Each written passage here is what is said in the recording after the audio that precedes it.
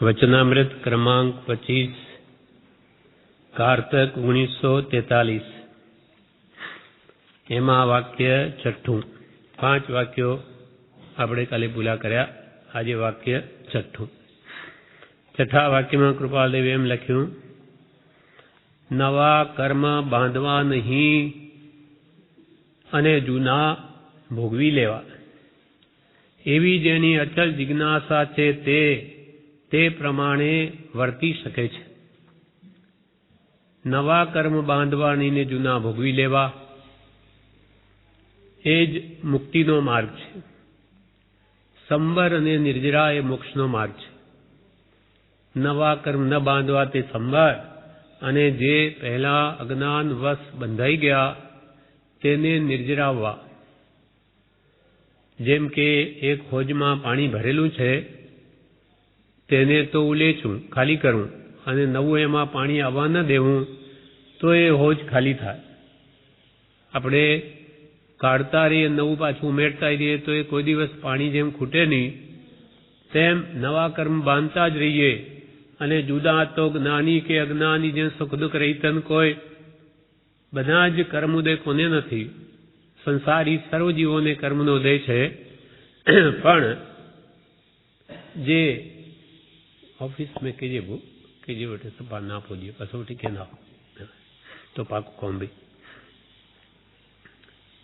એટલે જૂના જ્યાં સુધી ભોગવાય નહીં ત્યાં સુધી કર્મરૂપી કોઠી ખાલી થાય નહીં, અને નવી ઉપરથી નવા નવા રોજે બાંધ્યા જ કરીએ તો કોઈ કાળે પણ જીવ કર્મથી મુક્ત ન થાય। અનાદિકાલથી આ જ ચાલી રહ્યું છે। અજ્ઞાની જીવ નવા નવા બાંધ્યા જ કરે છે। પ્રત્યેકને કર્મનો ઉદય તો છે જ, કોને નથી? જ્ઞાની ભોગવે ને અજ્ઞાની ભોગવે, પણ જ્ઞાની વેદે ધૈર્યથી, જ્યારે અજ્ઞાની વેદે રોય। અજ્ઞાન છે માટે નવા કર્મ બાંધે છે, એને આર્ધ્યાન થાય છે, જ્યારે જ્ઞાનીને તો બધું સમ છે। એટલે અહીંયા કૃપાલ કે નવા કર્મ બાંધવા નહીં અને જૂના ભોગવી લેવા એ જ મુક્તિનો માર્ગ છે। એવી જેની અચળ જિજ્ઞાસા છે તે પ્રમાણે વર્તી શકે છે। એવી જેની દ્રઢ જિજ્ઞાસા છે કે મારા નવા બાંધવા જ નથી, એન કેન પ્રકાર કોઈ પણ હિસાબે નહીં, એવો જેનો દ્રઢ નિશ્ચય છે તે પ્રમાણે વર્તી શકે। ખરેખર તો જ્ઞાની જ આવો દ્રઢ નિશ્ચય રાખી શકે। જેમ કે પરમ કૃપાળુદેવ એ શું કહે છે? અમારે બીજો જન્મ લેવો નથી, અમારે બીજી માં કરવી નથી। એવો ફરી આત્મભાવે ફરી જન્મવાની નિશ્ચલ પ્રતિજ્ઞા છે।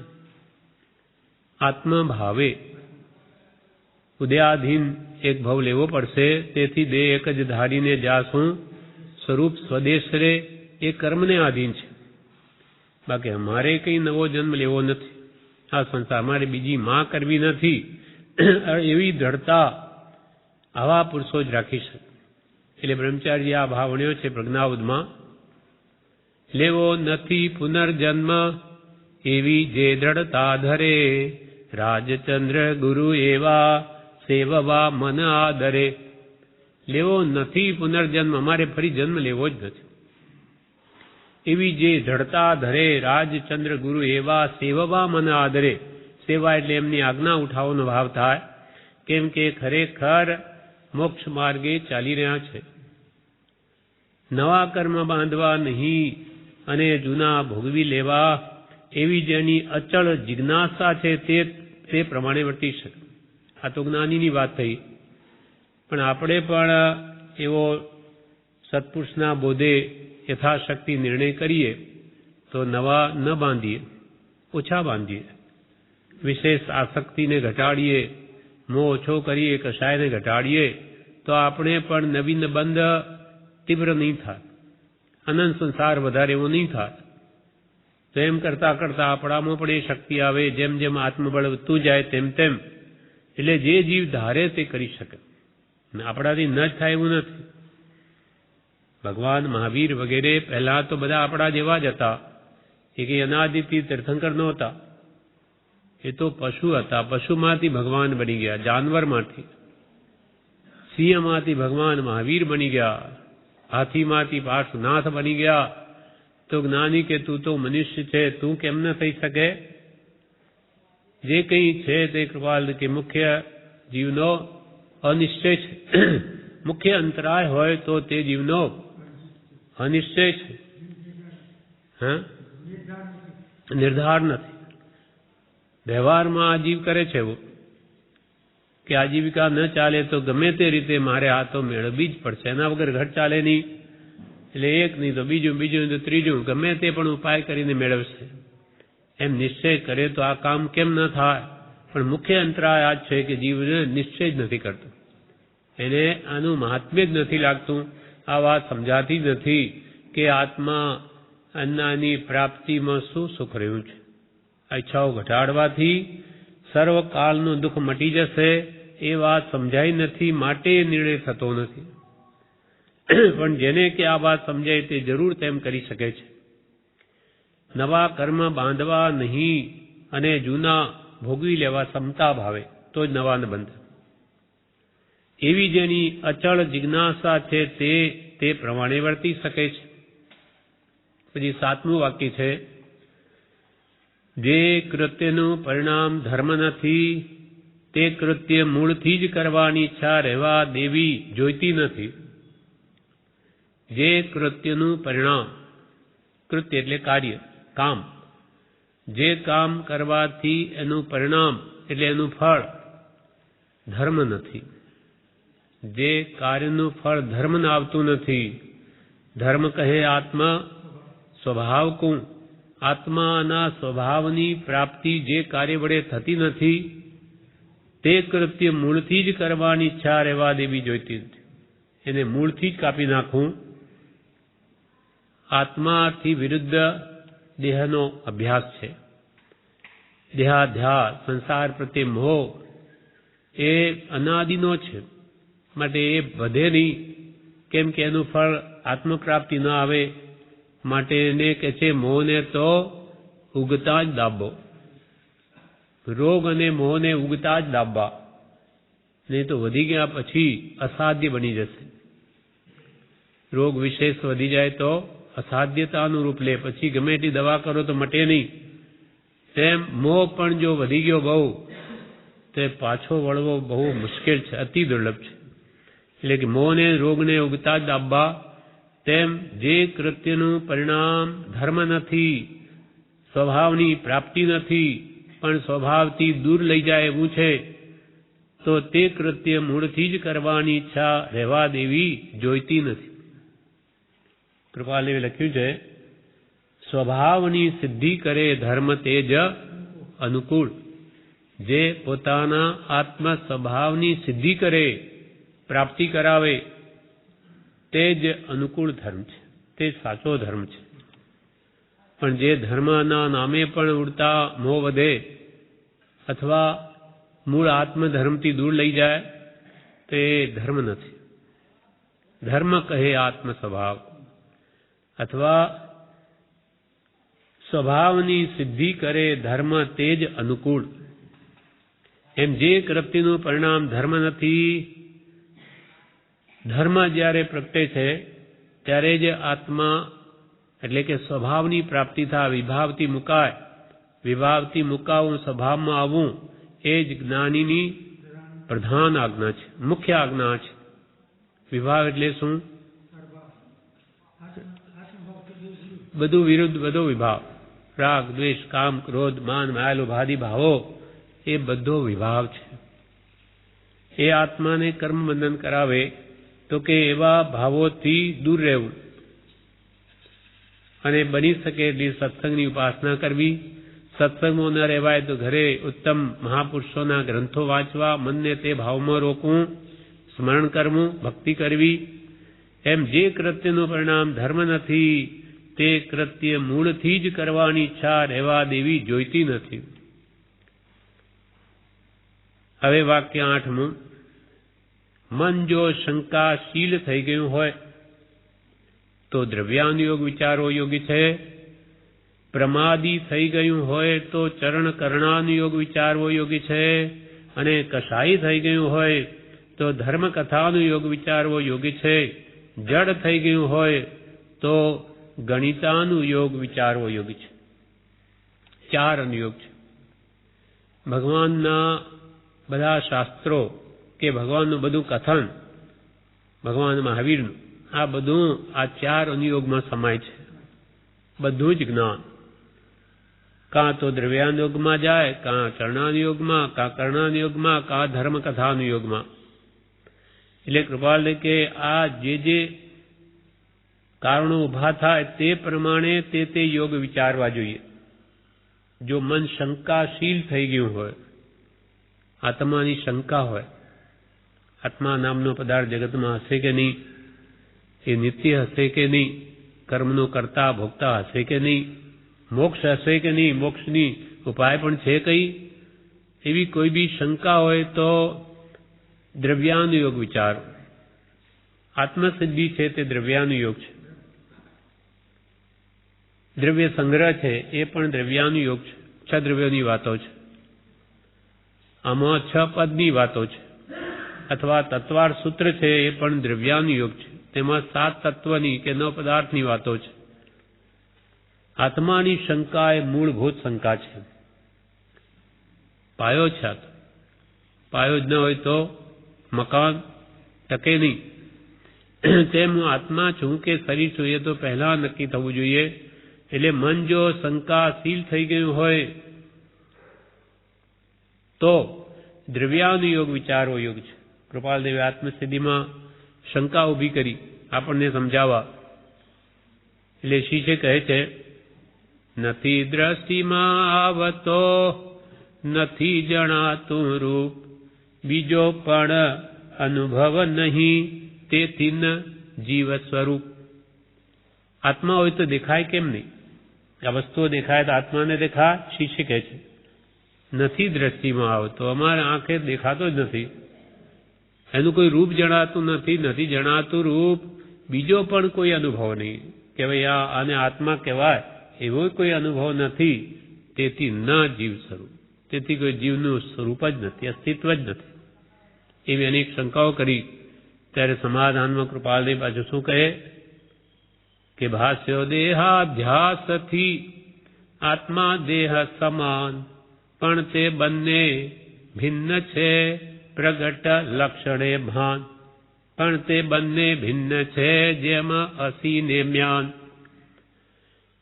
કે તને દેહનો અધ્યાસ થઈ ગયો છે, ગાઢ અભ્યાસ, દેહ તે જ હું, તેથી તને એમ ભાષે છે કે આત્મા નામનું દ્રવ્ય છે નહીં. ભાષ્યો દેહાધ્યાસથી આત્મા દેહ સમાન, તને તો આત્મા અને બે સમાન જ ભાષે છે, પણ તે બંને ભિન્ન છે, બંને જુદા છે. પ્રગટ લક્ષણે ભાન, એના લક્ષણ તું ધ્યાનમાં લે તો તને જ ભાનમાં આવી જાય. કેમ જાણ કરે કોણ, અને ન જાણે એ શું? જડ. એને એકમેક કેમ ભાસ્યું કે આ આપણા દેહ વડે જાણીએ છીએ કે હું જ જાણું છું એમ માને છે, પણ ખરેખર જ્યારે જાણનારો આમાંથી નીકળી જાય છે ત્યારે દેહ તો મળદું બની જાય છે. તો પછી એ જાણનાર ક્યાં ગયો? તો કોઈ જુદી વસ્તુ હતી તો નીકળી ગઈ. બે હોય તો જ ભેદ પડે, એક હોય તો ભેદ કેમ પડે? એમ જાણવું અને જોવું એ આત્માનું લક્ષણ છે. અને જે કદી જાણી શકતો જ નથી, ભલે ને મરદાને આંખ હોય, કાન હોય, નાક હોય, છતાં કઈને જાણી શકે, એ જડ છે. એમ બે એના લક્ષણો વિચારે, પ્રગટ લક્ષણે ભાન, પ્રગટ લક્ષણ વિચારે તો કે તને ભાન થાય એવું છે. અથવા જેમ અસીને મ્યાન, દેખાય આપણને મ્યાન ખોખું જ, પણ એમાં તલવાર છે કે નહીં? છે. બહાર કાઢે કે બહાર નીકળે, આ તો બે થઈ ગઈ. તલવાર જુદી ને મ્યાન ખોખું જુદું, પણ આપણને તો એક જ દેખાતું હતું.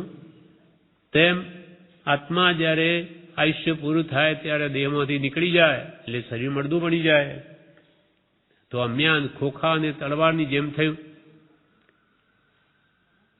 મોલ કરો તલવાર કા પડા રહેંદો મ્યાન. મ્યાન તો ખોખું, એમાં શું છે? કિંમત તો તલવારની છે. તેમ મોલ કરો તલવાર કા, મોલ કરો આત્માની કિંમત ગણો આ ખોખાની શું, આ તો ખોખું છે, એવા અનેક ખોખા ધારણ કર્યા, આ બદલ્યા છે આવા રૂપ. તેમ આ બે જુદા છે એમ મહાપુરુષો કે આ દ્રવ્યાનુયોગથી આપણને વાત સમજાય.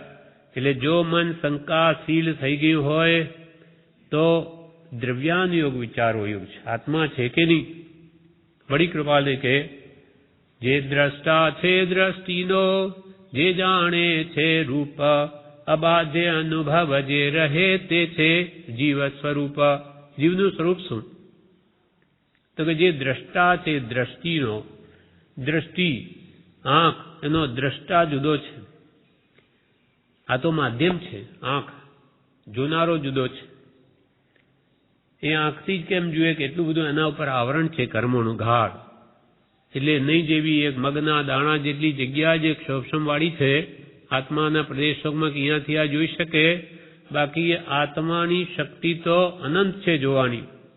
એ તો પગમાંથી જુએ, હાથમાંથી જુએ, કેવડીનો આત્મા સર્વ પ્રદેશ નિરાવરણ થાય, જ્ઞાનાવણી દર્શનાવણી કર્મ બધા જતા રહે. એટલે ભગવાન તીર્થંકરો કે કેવડીઓનો આત્મા દરેક પ્રદેશથી જોઈ શકે છે. પણ આપણા ઉપર એટલું બધું આવરણ માત્ર આંખમાંથી દેખાય, પગમાંથી નથી દેખાતું. આંખમાંથી પણ કાળું તો આટલું મોટું છે દેખાય, એ જ એમાંથી એનો વચ્ચે એક મગના દાણા જેટલો જ ભાગ છે, તે જ જુએ છે. બીજું બધું આવરણ છે. આંખ તો મરદાની હોય છતાં જોનાર જુદો. એટલે આમ જે દ્રષ્ટા છે દ્રષ્ટિનો, જે જાણે છે રૂપ, જાણનારો રૂપને બીજો છે. અબાધ્ય અનુભવ જે રહે તે છે જીવ સ્વરૂપ. બીજું બધું બાદ કરો પણ એને બાદ ન કરી શકે. અબાધ્ય આત્માને જ બાદ કરો તો મળદું થઈ જાય. જોવાનું બંધ કરો ચાલે, સાંભળવાનું બંધ કરો ચાલે, બોલવાનું બંધ કરો ચાલે, પણ તમે આત્માને જ અંદરથી બાદ કરી દો તો મળદું બની જાય. એટલે અબાધ્ય અનુભવ, જે બાદ ન કરી શકાય એવો જે અનુભવ અંદર રહે તે છે જીવ સ્વરૂપ. તે જ જીવનું સ્વરૂપ છે. આપણે આંખ બંધ કરી લઈએ, કાન પર હાથ મૂકી દઈએ, મોઢું બંધ કરીએ, છતાં અંતરમાં એવી આપણને ફિલિંગ થાય, એવું મહેસૂસ, એવું અનુભવાય કે હું છું એ થયા વગર નહીં રહે. હું છું તો થાય જ, કેમ કે અંદર પોતે છે. અબાધ્ય અનુભવ, આ અનુભવ હું છું એ નહીં જાય જ્યાં સુધી પોતે દેહમાં છે ત્યાં સુધી. અબાધ્ય અનુભવ જે રહે તે છે જીવ સ્વરૂપ. આ જીવનું સ્વરૂપ છે. એમ કૃપાલે કે મન જો શંકાશીલ થઈ ગયું હોય તો આ દ્રવ્યાનુયોગ વિચારવો યોગ છે. કેસી સ્વામી હતા, ભગવાન પાર્શ્વનાથના સંગાડામાંના. એમને એક રાજાનો મંત્રી જૈન ધર્મી છે મળે છે. તો એમને એવો ભાવ થયો કે ઓહો આ કેવા મહાત્મા, અને હું જેનું લૂણ ખાઉં છું એવો મારો સ્વામી રાજા, પરદેશી રાજા, એ તો મહાનાસ્તિક, એ મરીને નરકે જશે. હું જેનો સેવક છું ને મારો સ્વામી નરકે જાય એ ઠીક નહીં. પ્રયત્ન તો મારે કરવો જોઈએ. એટલે કેસી સ્વામીને કહે છે કે મહારાજ પધારો અમારે ત્યાં બી આપ. એ લઈ આવે છે ત્યાં આજ્ઞા એટલે બોલાવે છે, આવે છે. પછી અવસરે કેસી સ્વામી પધારે છે ત્યાં. એ રાજાને બે લઈ જવો કેવી રીતે? એ તો નાસ્તિક છે. એટલે એને શું કહે, રાજા મંત્રી ચાલો આપણે ફરવા જઈએ, વન ક્રીડા કરવા જઈએ. એમ કરી ગુઠા ઉપર બેસીને લઈ જાય. ધીમે ધીમે કોઈ બહાને મુનિ ઝાડ નીચે બેઠા છે બગીચામાં, ત્યાં નજીકમાં લઈ આવે. ત્યારે રાજા શું કહે, આ કોણ છે ત્યાં ક્યારનું બકબક કરે છે? ત્યારે મંત્રી કહે ચાલો ને આપણે જરા જોઈએ તો ખરા કોણ છે. એમ કરી નજીક લઈ આવે. મહાત્મા ઉપદેશ આપે છે, એ સાંભળે છે. તે આત્મા સંબંધી વાત ચાલી. એ તો ગુરુ છે, જ્ઞાની છે, એટલે સંબંધિત ચલાવી વાત. એટલે કેસી સ્વામી પરદેશી રાજા શું કહે કે આત્મા નામનો કોઈ વસ્તુ નથી, આ બધું તમે ખાલી આવું કહો છો. શું એનું પ્રૂફ છે? મેં તો કે આત્માને જાણવા માટે એક ચોરને મારીને કોઠીમાં ગાલી દીધો, નહીં આમનો આમ જીવતો. પછી કોઠી બંધ કરી, મરેલો નીકળ્યો, પણ જીવ એમાંથી ક્યાંથી ગયો એને કાણું નહીં પડ્યું કોઠીને. ખબર નહીં પડી. જીવ નામનો પદાર્થ હોય તો બહાર નીકળતા કંઈ કાણું ન પડે ક્યાંથી ગયો. અને એક ચોરના તો મેં તલતલ જેટલા ટુકડા કર્યા તો એ ક્યાંય અંદર દેખાયું જ નહીં. જીવ નામનું તત્વ છે કે નહીં. આવી અનેક શંકાઓ કરે છે. અને વળી કહે છે કે મારા દાદા અને દાદી, એ તો દાદી તો બહુ ધર્માત્મા, તો એ તો તમારા કહેવા પ્રમાણે સ્વર્ગે ગઈ હોય ને, તો એ કેમ અહીંયા આવતી નથી મને કહેવા કે ભાઈ પુણ્ય કર, સારા કામ કર, તું અહીંયા દેવલોકમાં આવીશ. વળી કહે કે મારા દાદા હતા એ તો અધર્મી હતા, બહુ હિંસા કરતા, એટલે બધું એમને બધું જ સંસારમાં લિપ્ત હતા, તો એ નરકમાં ગયા હોવા જોઈએ તમારા કહેવા અનુસાર. એ કેમ આવતા નથી, ત્યાંથી મને કહેતા નથી. કઈ જ નથી, બધું ધતીમ છે. દાદા મેરા ભોગ વિલાસી કરતા થા અત્યાચાર, મરકર ઉસને પાયા હોગા, નિશ્ચય નરક કા દ્વાર રે વહ, ક્યું નહીં આવે મુझे સમજાવે, ત્યાગું મેં પાપાચાર. પાપનો આચાર મૂકી દઉં, જે મને કહેવા આવે એ આવ્યા જ નથી હજ સુધી, માટે કોઈ નરક નથી. એનો જવાબ આપે છે કેસી સ્વામી કે ભાઈ તારો કોઈ અપરાધી હોય, જેલમાં નાખી દીધો હોય, એ એમ કે મને ફરવા માટે છૂટ આપો ને અહીંયા બધા ફરવા જાઉં, તો તું છૂટ આપીશ? તો કે હું તો નહીં આપું, અને વધારે જોર કરે તો વધારે મારું. તો કે ત્યાં એવી સ્થિતિ છે. નર્કમાં અપરાધી થયેલો કેદી જેવો છે, એને અહીંયા આવવાની કોણ રજા આપે? એટલે એ જીવ્યા તને કહેવા નહીં આવી શકે. ત્યારે પછી એ કહે છે કે દાદી તો મારી ખૂબ ધર્માત્મા હતી, તો એ તો સ્વર્ગ પામી જોઈએ, તો એ કેમ નથી કહેવા આવતી? ત્યાં એને કોણે પકડી રાખી? દાદી મેરી थी धर्मात्मा, निश्चय उसने पाया होगा, निश्चय स्वर्ग का द्वार रे वह क्यों नहीं आवे, मुझे समझावे, त्यागूं मैं पापाचार. આ ધર્માત્માથી એક દાદી કેમ કહેવા નથી આવતી? ત્યારે એના વિશે કેસી સ્વામી કહે કે કોઈ ફૂલ અત્તર ચારે બાજુથી ખૂબ મહેકી રહ્યું હોય, એવા મકાનમાં રહેતો હોય, અને એને કોઈ કહે કે જા પેલા વિષ્ટા ગર્ભ જ્યાં બધો ઉકરડો પડ્યો છે ત્યાં જા, તો ત્યાં આવશે? તો એકો કેમ આવે આવું સુગંધીદાર છોડીને? તો કે દેવલોકમાં તો એટલી જોરદાર સામગ્રી છે સુગંધમય કે આ તો એને વિષ્ટા જેવું લાગે. કેટલા યોજનો સુધી તો, સેંકડો યોજન સુધી તો આપણી દુર્ગંધ ફેલાય છે ઉપર, અને એ દેવોને અસહ્ય છે. તો એ કેવી રીતે આવે? આવું સુખ છોડીને વિષ્ટા ઘરમાં અનેકો કોણ તૈયાર? એટલે કે એ બી ન બની શકે. એવી રીતે અનેક પ્રશ્નોના જવાબ આપે છે. અંતે કેસી મુનિ સમજી જાય છે, સાવ નાસ્તિક આસ્તિક બની જાય છે. એટલે પછી છેલ્લે કહે છે કે મહાત્મા તેરી વાણી હો ગઈ દિલ કે પાર, મારા દિલને આર પાર નીકળી ગઈ. તમે મને દરેક વાતને એવું રીતે સમજાવ્યો અને એ બુજી જાય છે. એમ શંકાનું નિવારણ થઈ ગયું.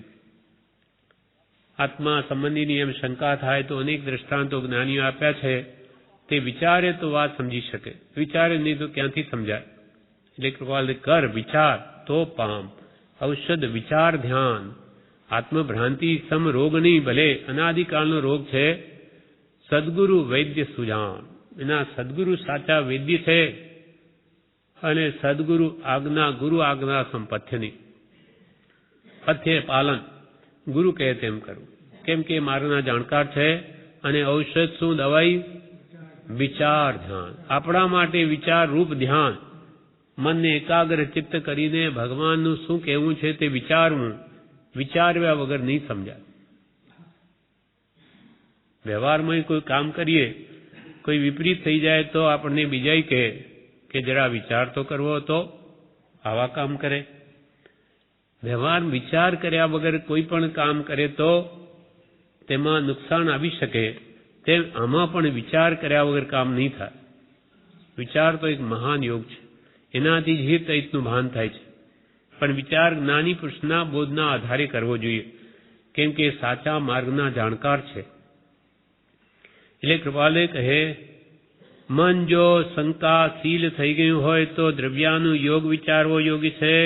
પ્રમાદી થઈ ગયું હોય તો દ્રવ્યાનું યોગ એટલે આત્મા સંબંધીની વાતો, જે કૃપાલદેવે આત્મસિદ્ધિ સમજાવી કે દ્રવ્ય સંગ્રહ સમયસાર એ ઊંચી વાત છે, સમયસાર વગેરેની, પણ જેમાં આત્માદિ અસ્તિત્વના જે નિરૂપક શાસ્ત્ર પ્રત્યક્ષ સદગુરુ યોગ નહીં, ત્યાં આધાર સુપાત્ર આત્માદિ અસ્તિત્વના, આત્મા છે, નિત્ય છે, કરતા ભોગતા, મોક્ષ મોક્ષનો ઉપાય વગેરે સંબંધી જે જ્ઞાન જે ગ્રંથોમાં આપ્યું હોય તે સ્થિરતાથી વિચારવું, મન સ્થિર કરવું અને ગુરુ આજ્ઞાએ વિચારવું. ગુરુ કહે એમ કરવું. પહેલા શું વાંચવું પછી શું વાંચવું તે પહેલાથી સમયસાર લઈ જાય તો નિશ્ચય ભાસી થઈ જાય, તો આગળ જ ન વધી શકે. એટલે ગુરુ જે કહે તેમ કરવું.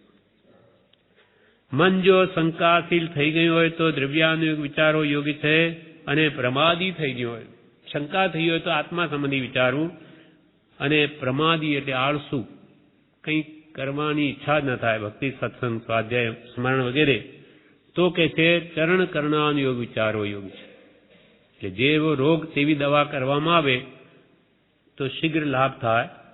આળસુ થઈ ગયો, કંઈક ક્રિયા કરે નહીં, ધર્મ સંબંધી આચરણ, તો પછી એને ચારિત્ર સંબંધીની વાતો વાંચવી, કે મહાપુરુષોએ ઉત્તમ ચરિત્ર એમના વાંચવા, અથવા એ કેવી રીતે એમને વ્રત તપ જપ પાળ્યા, એથી શું લાભ થયો, ચારિત્ર કેમ નિર્મળ થાય, મન શુદ્ધિ કેમ થાય, એવા ગ્રંથો વાંચવા જોઈએ. મોક્ષમાળા વગેરે આવા ગ્રંથો છે. અને પ્રમાદની વાત તો પહેલી લીટીમાં કૃપાલદેવે કરેલી આમાં જ, કે પ્રમાદને લીધે આત્મા મળેલું સ્વરૂપ ભૂલી જાય છે. એટલે પ્રમાદી મન થઈ ગયું હોય તો ચરણ કરણાનુયોગ, ચારિત્ર સંબંધીની વાતો કે કરણાનુયોગ એટલે કર્મ ગ્રંથ સંબંધીની વાતો પણ એમાં બે લીધી, તે વિચારવું યોગી છે. મોટા મોટા મહાત્માઓ પણ સંયમ ચારિત્રથી પડી જાય છે. એ પણ ઉત્તમ નિમિત્ત પામીને પાછા જાગૃતિ મેળવે છે. એના વિશે એક દ્રષ્ટાંત છે રત્નાકર સુરીનું. રત્નાકર 25C સંપ્રદાયમાં બહુ પ્રસિદ્ધ છે. એના રચયિતા રત્નાકર સુરી એ મહાવિદ્વાન, મહાપંડિત. એટલે જે શહેરમાં એ છે તેમાં રાજા પણ એમની પ્રશંસા સાંભળીને ત્યાં બોલાવે છે, ત્યાં જાય છે અને તર્ક વિતર્કથી વાત કરે, દ્રષ્ટાંતથી. રાજાને પણ થયું કે આ બડો મહાન વિદ્વાન છે.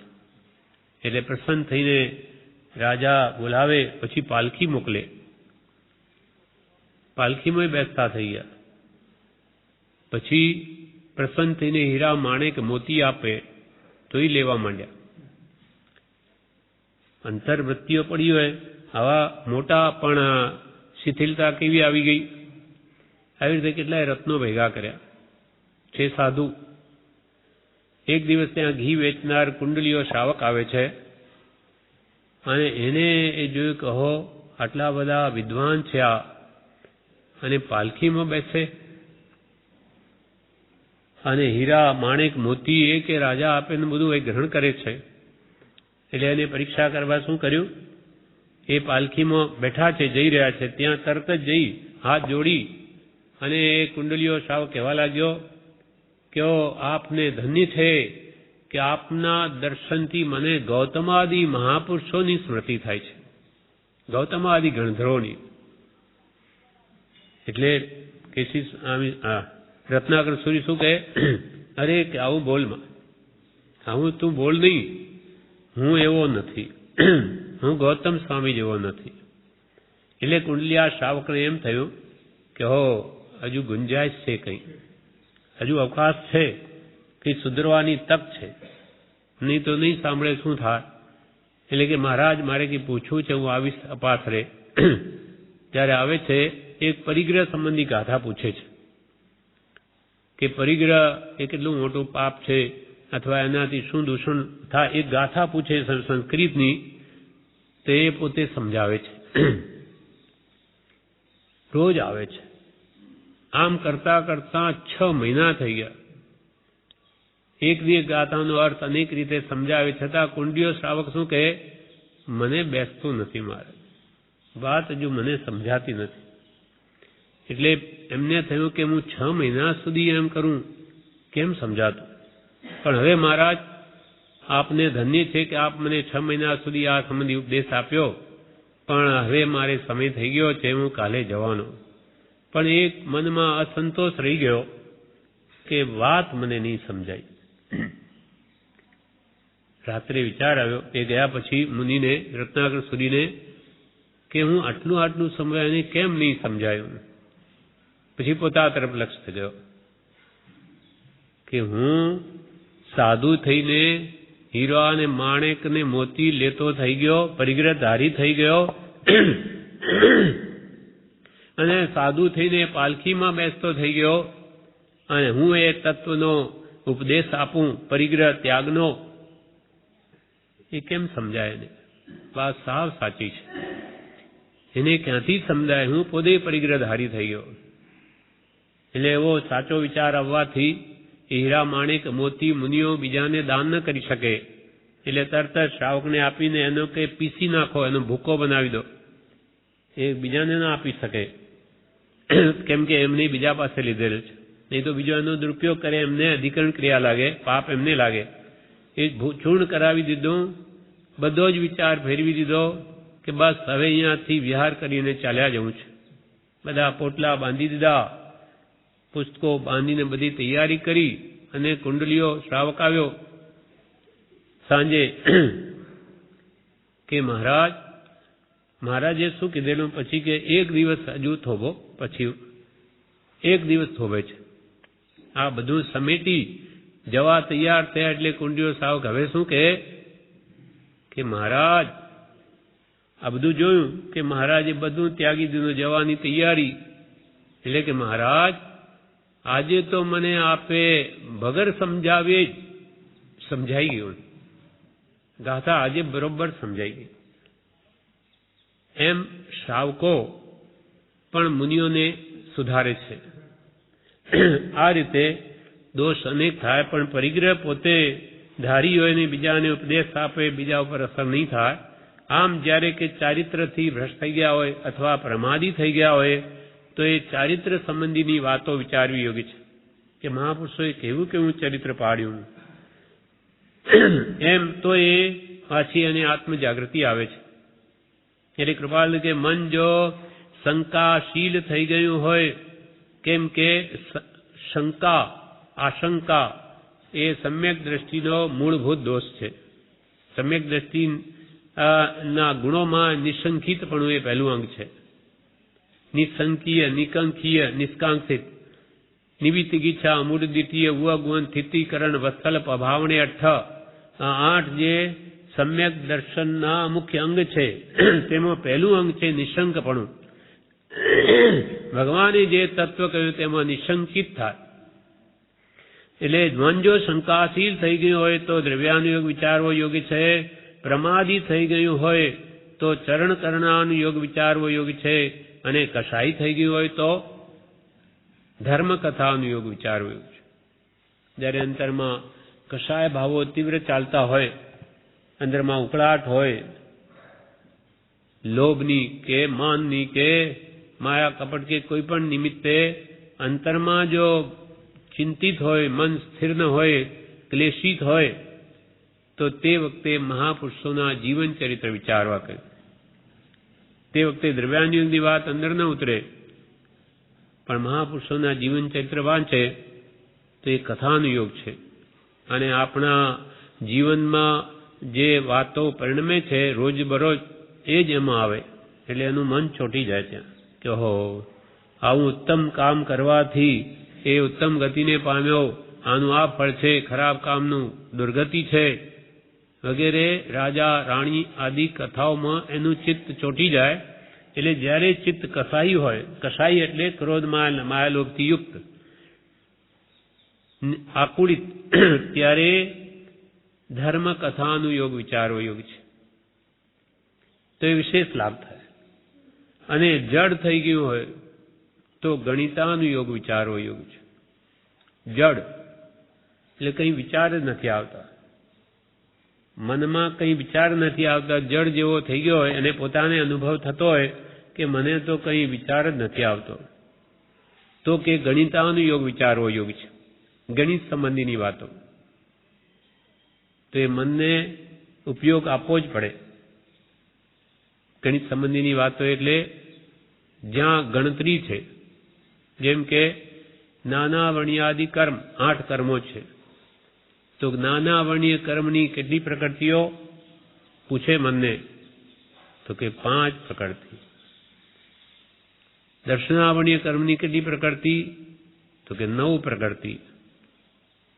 મોહનીય કર્મની કેટલી પ્રકૃતિ, તો કે 28 પ્રકૃતિ. એ વિચાર કરવો પડે એને, એટલે મનને ગણતરીમાં લઈ જાય. પછી અંતરાય કર્મની કેટલી પ્રકૃતિ, તો કે 5. નામ કર્મની 103, ગોત્રની 2, વેદનીય કર્મની 2 અને આયુષ્ય કર્મની 4. આમ 158 પ્રકૃતિ બધી મળીને બંદી યોગી જે પ્રકૃતિઓ છે એ બધી વિચારે તો ત્યાં મન ગણતરી કરતું થઈ જાય. એટલે જડ જેવું હોય તે પણ કંઈક વિચાર કરતું થઈ જાય. એમ અનેક પ્રકારે મહાપુરુષોએ બધા કર્મો ગ્રંથોના જે સિદ્ધાંતો બતાવ્યા છે. ચારિત્રના 18,000 શિલાંગના ધોરી, 18,000 ભેદ કેવી રીતે છે વગેરે ગણતરીમાં મન લગાડે તો કે જડ જેવું મન પણ પછી વિચાર કરતું થઈ જાય. એમ કૃપાલદેવ કે મન જો જડ થઈ ગયું હોય તો ગણિતાનુયોગ વિચારવો યોગ્ય છે. આ ચારેય અનુયોગ વિશે કૃપાલદેવે 755 પાન ઉપર વ્યાખ્યાન સાર 1માં જણાવ્યું છે કે આ ચારેય શું છે, દ્રવ્યાનુયોગ વગેરે. કૃપાલદેવે વ્યાખ્યાનમાં એકવાર કહ્યું કે ઉપદેશના 4 મુખ્ય પ્રકાર છે. ભગવાન જે ઉપદેશ આપે તેના મુખ્ય 4 પ્રકાર. એક દ્રવ્યાનુયોગ, બીજું ચરણાનુયોગ, ત્રીજું ગણિતાનુયોગ અને ચોથું ધર્મકથાનુયોગ. પહેલું દ્રવ્યાનુયોગ કોને કહેવાય તે વિશે કૃપાલદેવ સમજાવ્યું કે લોકને વિશે રહેલા દ્રવ્યો, તેના સ્વરૂપ, તેના ગુણ, ધર્મ, હેતુ, અહેતુ, પર્યાયાદિ અનંત પ્રકારે છે. તેનું જેમાં વર્ણન છે તે દ્રવ્યાનુયોગ. દ્રવ્ય એટલે વસ્તુ. આખો લોક 6 દ્રવ્યોનો બનેલો છે. જીવ દ્રવ્ય, અજીવ દ્રવ્ય, ધર્માસ્તિકા, અધર્માસ્તિકા, આકાશ અને કાળ. આ 6 દ્રવ્યો છે લોકમાં રહેલા, એને લોક કહેવાય. લોકાકાશમાં બધા 6 દ્રવ્યો રહેલા છે. તો લોકને વિશે રહેલા દ્રવ્યો, આ 6 દ્રવ્યો, તેના સ્વરૂપ, ધર્માસ્તિકા, અધર્મા કોને કહેવાય, કાળ કેવી રીતે કોને કહેવાય, આકાશ કોને કહેવો, જીવ કોને કહેવો, અજીવ કોને કહેવો, એનું સ્વરૂપ અને તેના ગુણો. જેમ કે આત્માના મુખ્ય ગુણ જ્ઞાન, દર્શન, ચારિત્ર છે અને પૂતગલના મુખ્ય ગુણ રૂપ, રસ, ગંધ, સ્પર્શ છે. એમ દરેક દ્રવ્યોના ગુણધર્મ વિચારે. અથવા ધર્મ એટલે એનો સ્વભાવ, હેતુ એટલે એનું કાર્ય અથવા લાભ, અહેતુ એટલે એનાથી આપણને શું લાભ છે, શું અલાભ છે, અને એના પર્યાયાદિ અનંત પ્રકારે. જીવ અને પૂતગલ ના આદિના જે અનંત પર્યાય છે, પ્રતિ સમયે પર્યાય બદલાય, તો એનું જેમાં વર્ણન છે તે દ્રવ્યાનુયોગના ગ્રંથો છે. એને દ્રવ્યાનુયોગ કહેવાય. 6 દ્રવ્ય સંબંધીની વાતો, એના ગુણ, પર્યાય, અનંત એના જે ભેદ છે, એના ગુણ, ધર્મ વગેરેનો વિચાર કરવો તે છે દ્રવ્યાનુયોગ. હવે બીજું ચરણાનુયોગ. આ દ્રવ્યાનુયોગનું સ્વરૂપ સમજાયા પછી કેમ ચાલવું તે સંબંધીનું વર્ણન તે ચરણાનુયોગ. 6 દ્રવ્યોની વાત સમજાઈ ગઈ હોય તેમાંથી હું કયું દ્રવ્ય છું, તો કે આત્મદ્રવ્ય. તો હવે મારે એ વાત સમજાઈ હોય તો હવે મારે કેમ વર્તવું? જડને પોતાનું માનવું અથવા કયો ભાવ રાખવો મારા પ્રત્યે, જડ પ્રત્યે, એમ એ વાત સમજાયા પછી કેમ ચાલવું એટલે કેમ વર્તવું એ સંબંધીનું વર્ણન તે ચરણાનુયોગ. વર્તનમાં કેમ મૂકવું ભગવાને કહેલું જાણ્યા પછી તે છે ચારિત્ર સંબંધીની વાતો. હવે ત્રીજો છે ગણિતાનુયોગ. દ્રવ્યાનુયોગ તથા ચરણાનુયોગથી તેની ગણતરીનું પ્રમાણ તથા લોકને વિશે રહેલા પદાર્થ ભાવો ક્ષેત્ર કાલાદિની ગણતરીના પ્રમાણની જે વાત તે ગણિતાનુયોગ. દ્રવ્યાનુયોગ એટલે દ્રવ્યોના ગુણ અને પર્યાય વગેરે જાણવા, તથા ચરણાનુયોગથી એટલે ચારિત્રના કેટલા ભેદ છે વગેરે જાણવા. જેમ 12 પ્રકારે ચારિત્ર, 13 પ્રકારે, 17 પ્રકારે અથવા 18,000 ચારિત્રના ભેદ થાય શિલાંગના ધોરી, એમ તેની ગણતરીનું પ્રમાણ તથા લોકને વિશે રહેલા કેટલા પદાર્થો, એના ભાવો એટલે ગુણધર્મો શું છે, એ કયા ક્ષેત્રમાં રહે છે, એને કાળાદિની પ્રમાણે એની સ્થિતિ કેટલી, આવી ગણતરીના પ્રમાણની જે વાતો તે ગણિતાનુયોગ. દ્રવ્યાનુયોગ તથા ચરણાનુયોગથી તેની ગણતરીનું પ્રમાણ તથા લોકને વિશે રહેલા પદાર્થ ભાવો ક્ષેત્ર કાલાદિની ગણતરીના પ્રમાણની જે વાત તે ગણિતાનુયોગ. ગણતરી કરવાની એની પ્રકૃતિઓ કેટલી વગેરે દરેકની, તો મન જળ જેવું થયું હોય તો ચાલવા માંડે. ચોથું ધર્મકથાનુયોગ એટલે શું, તો કે સત્પુરુષોના ધર્મચરિત્રની કથાઓ કે જેનો ધડો લઈ જીવને પડતા અવલંબનકારી થઈ પરિણમે તે ધર્મકથાનુયોગ. સત્પુરુષોના અદ્ભુત ચરિત્રો, એ કેવું જીવન જીવ્યા. સત્પુરુષ આપણા માટે આદર્શ કહેવાય. આદર્શ એટલે અરીસો. અરીસામાં જેમ આપણે મોઢું જોઈ અને સમારીએ, તેમ ભગવાન આ મહાત્માઓના જીવન ચરિત્ર વાંચી વિચારી અને આપણા જીવનમાં રહેલા દોષોને નિવારીએ, તે એનો આશય છે. સત્પુરુષોના ધર્મચરિત્રની કથાઓ કે જેનો ધડો લઈ, જેનો આધાર લઈ જીવને પડતા દુર્ગતિમાં પડતા અવલંબનકારી થઈ પરિણમે તે ધર્મકથા. કે જો આવા એના પાપ કર્યા, કેટલી નીચ ગતિમાં ગયો, એવી બધી કથાઓમાં વાતો આવે. એટલે એના આધારે આપણને પણ લાગે કે ઓહો, એવું પાપ હું કરીશ તો મારી આ જ ગતિ થવાની. એટલે એનો ધડો લઈ જીવને પડતા દુર્ગતિમાં પડતા અવલંબનકારી થઈને જે પરિણમે તે ધર્મકથાનુયોગ. આ 4 અનુયોગમાં ભગવાનનું બધું કથન સમાય છે. એટલે જ્યારે જ્યારે જે વસ્તુની જરૂર પડે ત્યારે તેનો કે છે ઉપયોગ કરવો જોઈએ. એટલે અહીંયા કૃપાલય કહે, જો મન શંકાશીલ થઈ ગયું હોય તો દ્રવ્યાનુયોગ વિચારવો યોગી છે. પ્રમાદી થઈ ગયું હોય તો ચરણાનુયોગ વિચારવો યોગી છે. અને કસાઈ થઈ ગયું હોય તો ધર્મકથાનુયોગ વિચારવો યોગી છે. જડ થઈ ગયું હોય તો ગણિતાનુયોગ વિચારવો યોગી છે. હવે 9મી કલમમાં કે છે, કોઈ પણ કામની નિરાશા ઈચ્છવી, પરિણામે પછી જેટલી સિદ્ધિ થઈ તેટલો લાભ. આમ કરવાથી સંતોષી રહેવાશે. કોઈ પણ કામની નિરાશા ઈચ્છવી, બહુ આશા પહેલા ધરી દે કે આ કામ કરીશ એટલે મને બસ બહુ હું કમાઈ જઈશ, અથવા કોઈ બીજા કામો હું ફાવી જઈશ, એવી ઘણી આશાઓ બાંધી હોય તો પછી એને દુઃખી થવાનું છે. કારણ કે એ પ્રમાણે ન પણ થાય. એટલે કૃપાલ કે આવી પહેલાથી બહુ આશાઓ નહીં બાંધવી. આમ નિરાશા ઈચ્છવી કે ભાઈ જે થવાનું એ છે, કાર્ય કરીએ છીએ, જે ફળ આવવાનું હશે તે આવશે, અને એ તો આવવાનું હશે તે જ આવશે, કર્મ પ્રમાણે થશે. પુરુષાર્થ તો કોણ નથી કરતા, લોરી ખેંચવાવાળા કરે, પણ એને તો 100-200 રૂપિયા જ મળે આ જમાનામાં. જ્યારે એટલો પુરુષાર્થ કોઈ વિશેષ પુણ્યશાળી હોય ને કરે તો એને હજારોય મળે, લાખોય મળે. ફોન ઉપર વાતો કરવાતાય લાખો કમાય. આ બધું પુણ્યને આધીન છે. પણ પોતાની શક્તિ હોય નહીં, આશાઓ ઘણી મોટી બાંધી દે તો એને દુઃખી થવાનું છે. કેમ કે ઈચ્છા પ્રમાણે થતું નથી, કર્મ પ્રમાણે થાય છે. ધાર્યું તો ધણીનું થશે. ધણી એટલે કર્મ પ્રમાણે થશે, આપણું ધાર્યું નહીં થાય. એટલે કૃપાલ કે કોઈ પણ કામની નિરાશા ઈચ્છવી, બહુ આશા બાંધી નહીં દેવી. પરિણામે પછી જેટલી સિદ્ધિ થઈ તેટલો લાભ. કામ કરીએ છે પછી જેટલો ફળ મળે તેટલો લાભ, તો એને સદા આનંદ રહે. પહેલાથી જ એમ નક્કી કરે ભાઈ આજે તો બહુ આ વખતે મોટો ધંધો કરીશું, 5 લાખ તો આપણે મળવા જ જોઈએ, અને મળે 2 લાખ જ કે 4 લાખ મળે તો સંતોષ નહીં થાય. કેમ કે ના, મનમાં નક્કી કર્યો 5 લાખનું, ન થાય ત્યાં સુધી એને ઓછું ને ઓછું જ લાગે.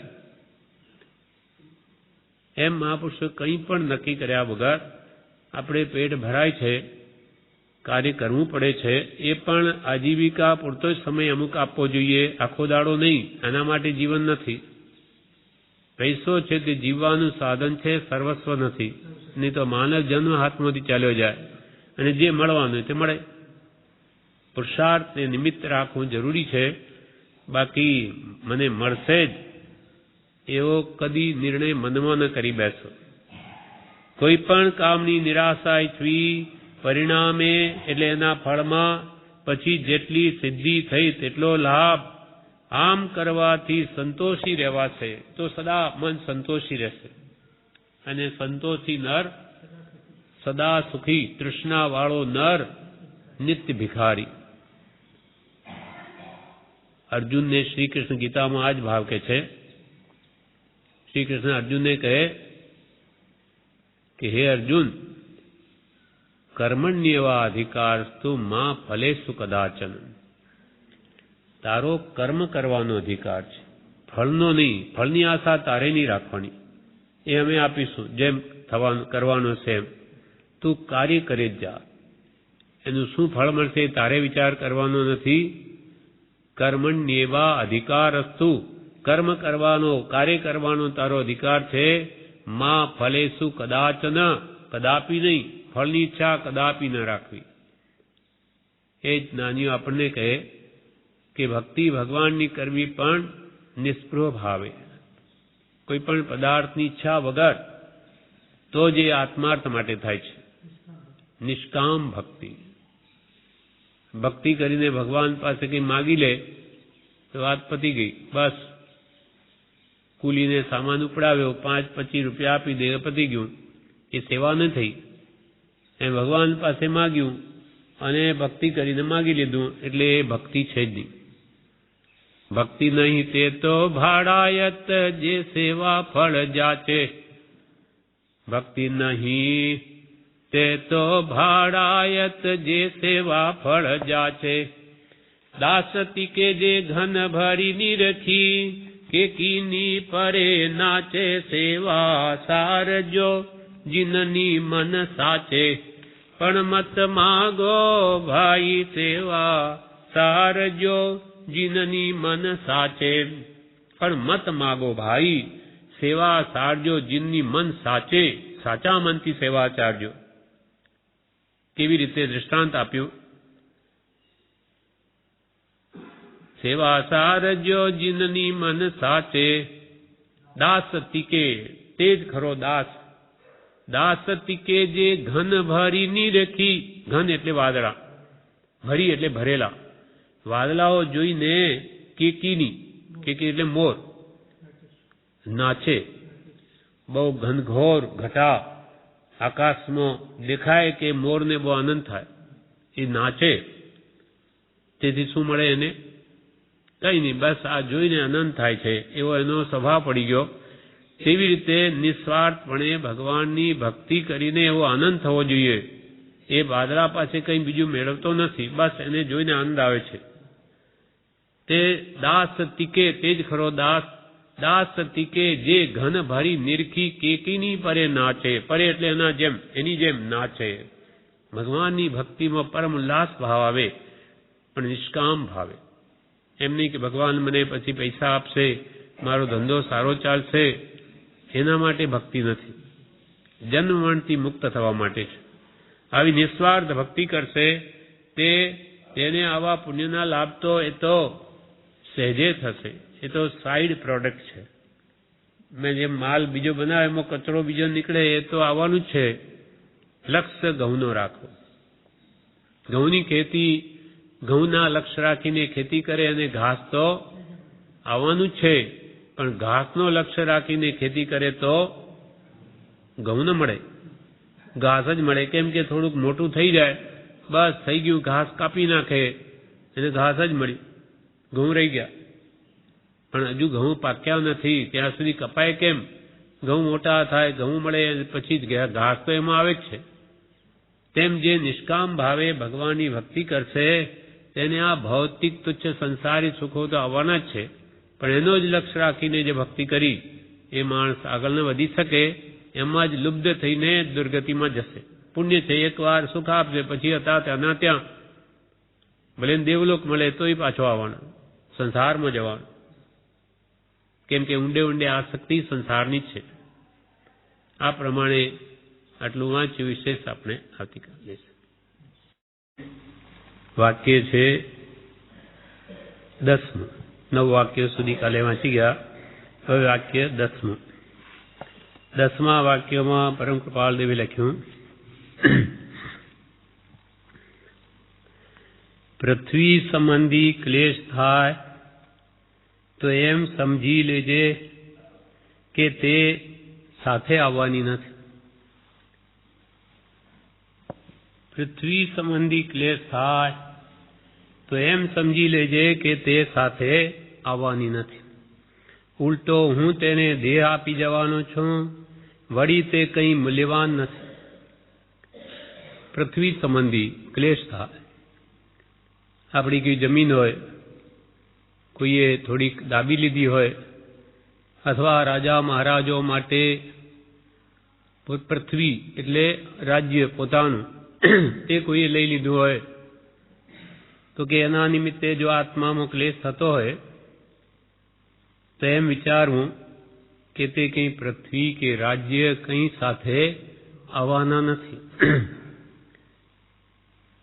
જમીન માટેના કેટલા ઝઘડા થાય, ભલે કોર્ટમાં કેસ ચાલે, 5-10 વર્ષથી નીકળી જાય, અને એ નિમિત્તે કેટલા રાગ દ્વેષના ભાવો થાય, એના પ્રત્યે વેર બંધાય ભાવથી, અને અંતે પૃથ્વી તો અહીં જ રહે છે, પોતે એકલો જ ચાલ્યો જાય, પણ એ નિમિત્તે જે કરેલા ભાવો, આર્થ ધ્યાન, આત્માને જે બંધન થયું, ભાવ મરણ થયું, તે પોતાની સાથે આવે. માટે મહાપુરુષો કે આવી જે વસ્તુ અહીંયા જ રહી જવાની છે, તેના માટે બહુ ક્લેશ, કજિયા, ઝઘડા કરીને આત્માને ક્લેશિત કરવો નહીં.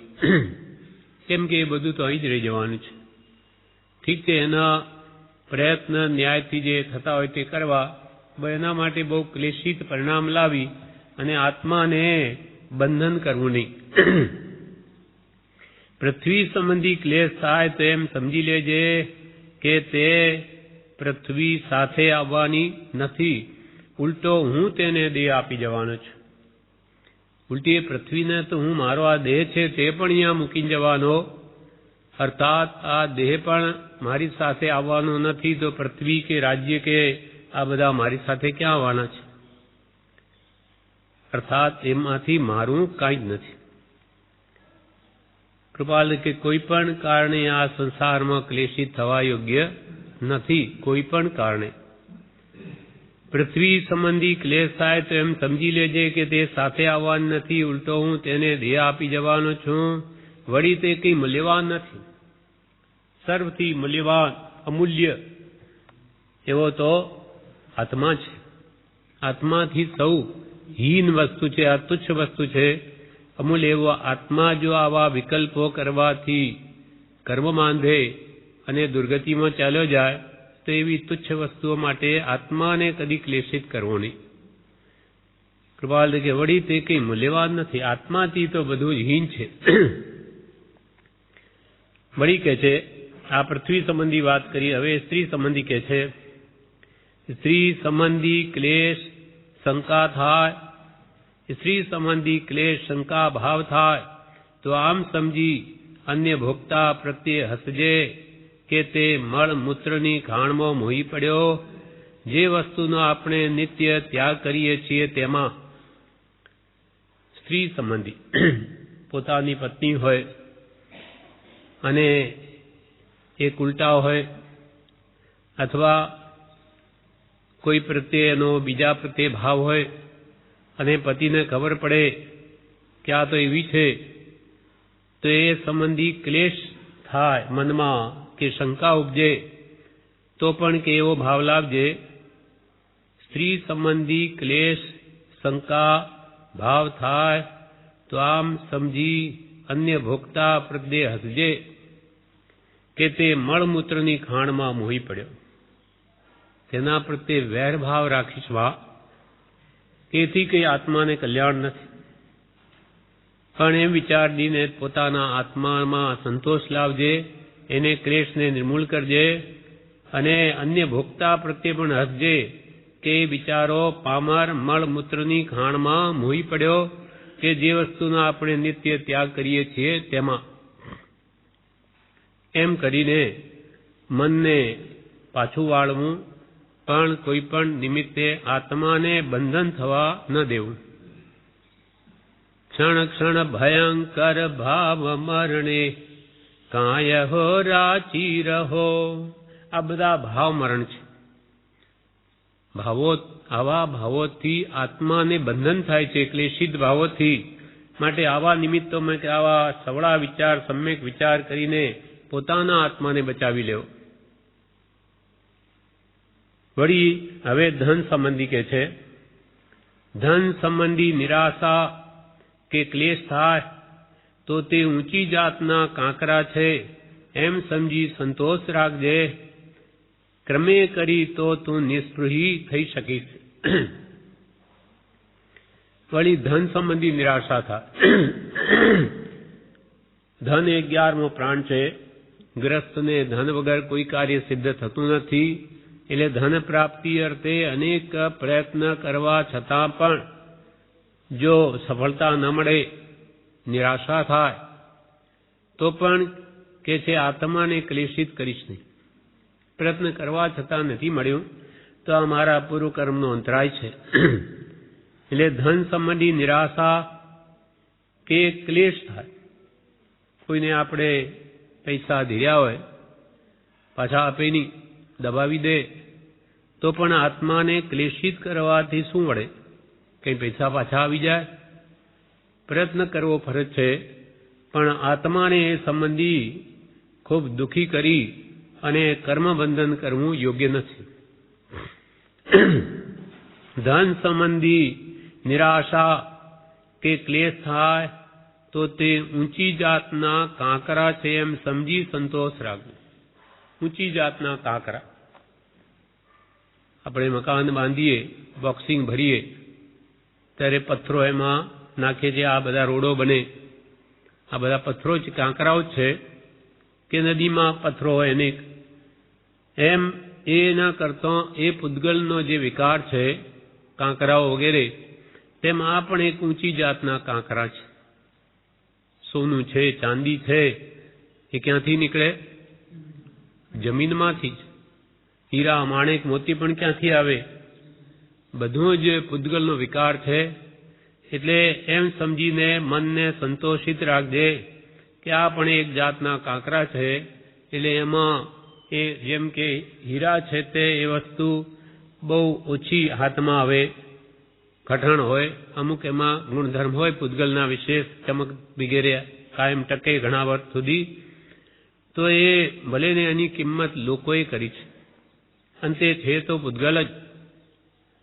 જ્ઞાનીઓને મન તો બંને સમ છે. રજ કણ કેરી ધીવે માનિક દેવની સર્વે માન્યા પૂતગલ એક સ્વભાવ જો અપૂર્વ અવસર એવો ક્યારે આવશે. આવો મારો અપૂર્વ અવસર ક્યારે આવશે કે જ્યારે રજ કણ એટલે માટીના ધૂળના કણ અને દેવતાઈ રિદ્ધિ, દેવલોકમાં હીરા માણેક મોતી ની ભરમાર હોય, વિશેષ હોય, પણ જ્ઞાનીઓને મન તો બંને સમ છે. એ પણ પૂતગલનો પર્યાય, આ પણ પૂતગલનો પર્યાય. એટલે તું પણ કેમ વિચારજે, સોનું, ચાંદી કે રૂપિયા એ બધું જ નાશવંત છે, ક્ષણિક છે, અહીં જ રહી જશે. અને કોઈએ આપણા પૈસા દબાવી લીધા તો એમ સમજી લેવું મનને સંતોષવા માટે કે પૂરો ભાવની કઈ દેણદારી હશે, મેં ના લીધા હશે, એ નથી આપતો, દેણદારી વળી આપણા મનથી માની લેવું. અને નવીન દેણદારી એને કરી હશે તો એને વ્યાજ સહિત આગલા ભૂવાને ગણવું આપવું પડશે. કોઈ રીતે પણ આપણા મનને સંતોષવું કે જેથી નવીન કર્મનો બંધ નહીં થાય. આવો સંતોષ ભાવ આવે તો જ આવા ભાવ ઉપજે છે કે થવા કાળ થઈ રહ્યું છે, એના માટે મેળવવા, પાછા મેળવવા પ્રયત્ન થાય શાંતિથી બધું. અનેક રીતે એને શરમો લાવીને કે 4 જણની વચ્ચે પણ વાત થાય, પણ મનમાં એના પ્રત્યે વેરભાવ રાખવો કે મારું આ ખાઈ ગયો, એને આમ કરી દઉં, તેમ કરી દઉં, એવા કોઈ ભાવ ન લાવવા. નહીં તો આ તો બધું અહીં જ પડ્યું રહેશે અને આવી ભાવનાઓ જે ભાવી હશે તે બધી સાથે આવશે. એટલે કૃપાલ કે ધન સંબંધી નિરાશા કે ક્લેશ થાય તો તે ઊંચી જાતના કાંકરા છે એમ સમજી સંતોષ રાખજે. ક્રમે કરી તો તું નિસ્પૃહી થઈ શકીશ. આવી સંતોષવાળી ભાવના રાખીશ તો તું કાળે કરીને નિસ્પૃહી બનીશ, ઈચ્છા રહિત થઈશ. મને જ બધું મળી જાય, તારા પુણ્ય મળ્યું છે, પાપનો ઉદય હોય તો જતું પણ રહે છે. કેટલાના દેવાળા નીકળી જાય તો મારે કંઈ દેવાળું તો નીકળ્યું નથી, થયા કમાયા હતા, કોઈ લઈ ગયું, એના નસીબના હશે. એ કોઈ રીતે પણ મનને વાળી લેવું. પ્રયત્ન ભલે કરવામાં ના નથી, પણ વિશેષ રાગદ્વેષના ભાવો કે કશાય ભાવોની વૃદ્ધિ કરી આત્માને બંધન કરવું નહીં. અને એમ તું કરીશ તો નિસ્પૃહી થઈશ. અને નિસ્પૃહસ્ય તૃણમ જગત, નિસ્પૃહી પુરુષને આખું જગત તણખલા બરાબર છે. કૃપાલી કે આખું જગત સોનાનું થાય તો પણ અમને તૃણવત છે. એવી ભાવના આપણે પણ પુરુષાર્થ કરીએ તો એટલું નહીં, પણ એનો અંશ માત્ર આપણે પણ એ ભાવના ભાવતા તે સ્થિતિ સુધી પહોંચી શકીએ.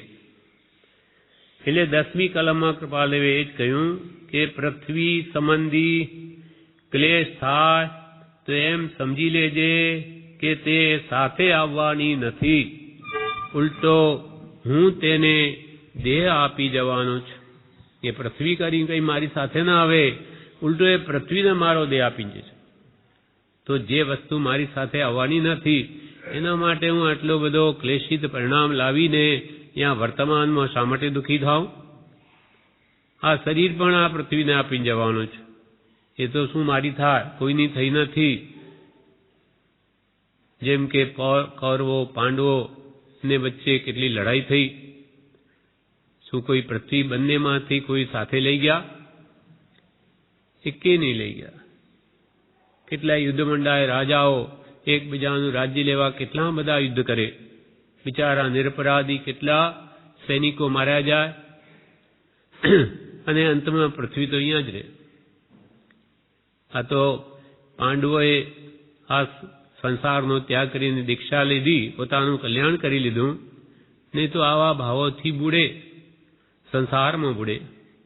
એટલે તમારા આત્માનું પતન નહીં થાય એટલા માટે આપણને આ બધી શિક્ષા જ્ઞાનીઓ આપે છે કે આવા નિમિત્તો બધા બનશે તો તમારા આત્માને હંમેશા આનંદમાં રાખજો અને જોયા કરો, જ્ઞાતા દ્રષ્ટા થઈને જે થાય તે જોયા કરો.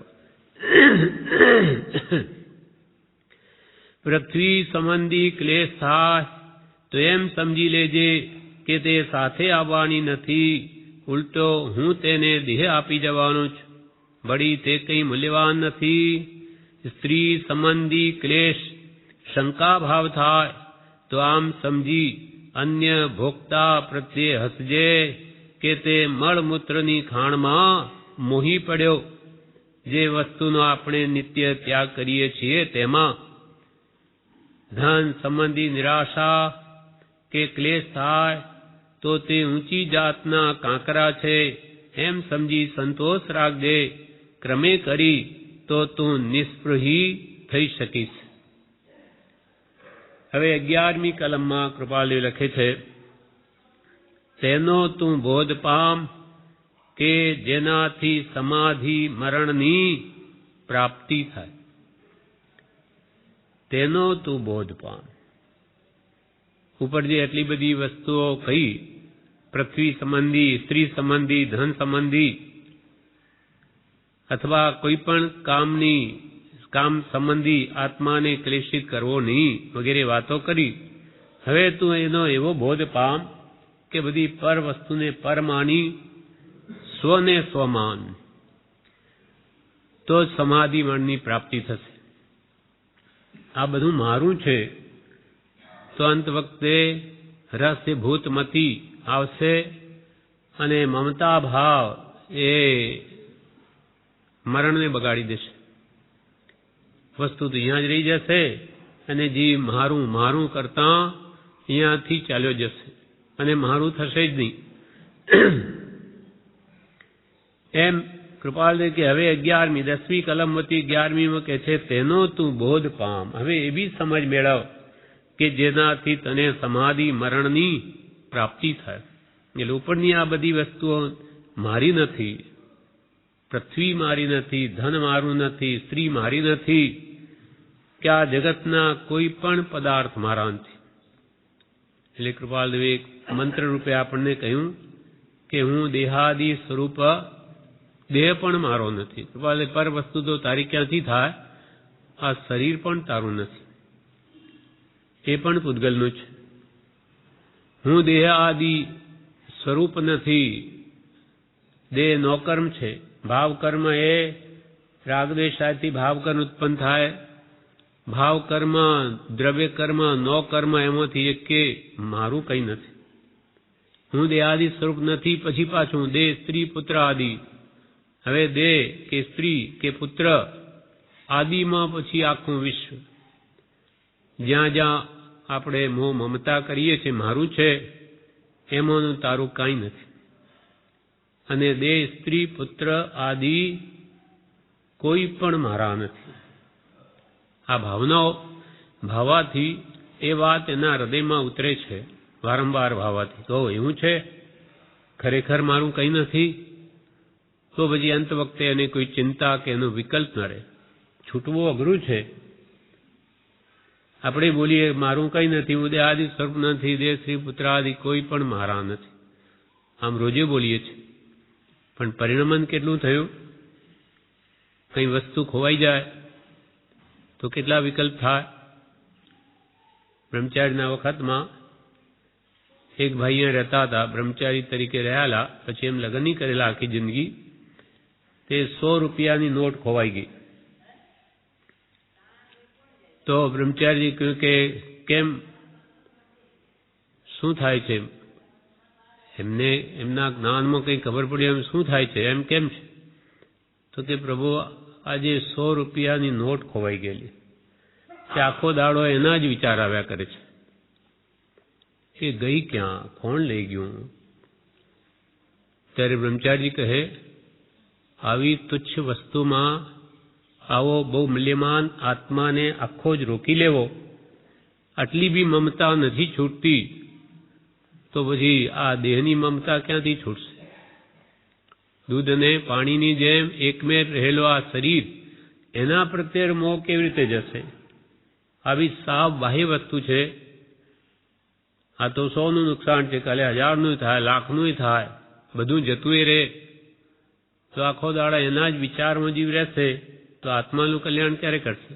અથવા જે ગાઢ મૂર્છા ભાવ છે, મમત્વ ભાવ, એ ક્યારે છૂટશે? એટલે આપણે બોલીએ જે હું દેહ આદિ સ્વરૂપ નથી, દેહ, સ્ત્રી, પુત્ર આદિ મારા નથી. આદિમાં ધન આદિ બધું આવી ગયું. આપણે કે મારા નથી, પણ કોઈ લઈ જાય કે કોઈને આપવું હોય તો એ મન નહીં થાય. અર્થાત અંદરમાં એ ઉતરવું અઘરું છે, પણ ન જ ઉતરે એમ પણ નથી. એટલા માટે આપણને આ મંત્ર રૂપે આપે છે કે વારંવાર એનું રટન કર, તો જે એ ભાવ નો ભાસ થશે કે હો મારું ખરેખર કાંઈ નથી.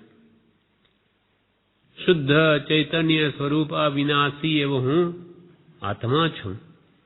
હું આ બધું આ કંઈ મારું નથી, આ દેહ પણ મારો નથી, પણ તો શુદ્ધ બુદ્ધ ચૈતન્ય ઘન સ્વયં જ્યોતિ સુખધામ છું. અજર અમર અવિનાશી ને દેહાતીત સ્વરૂપ છું.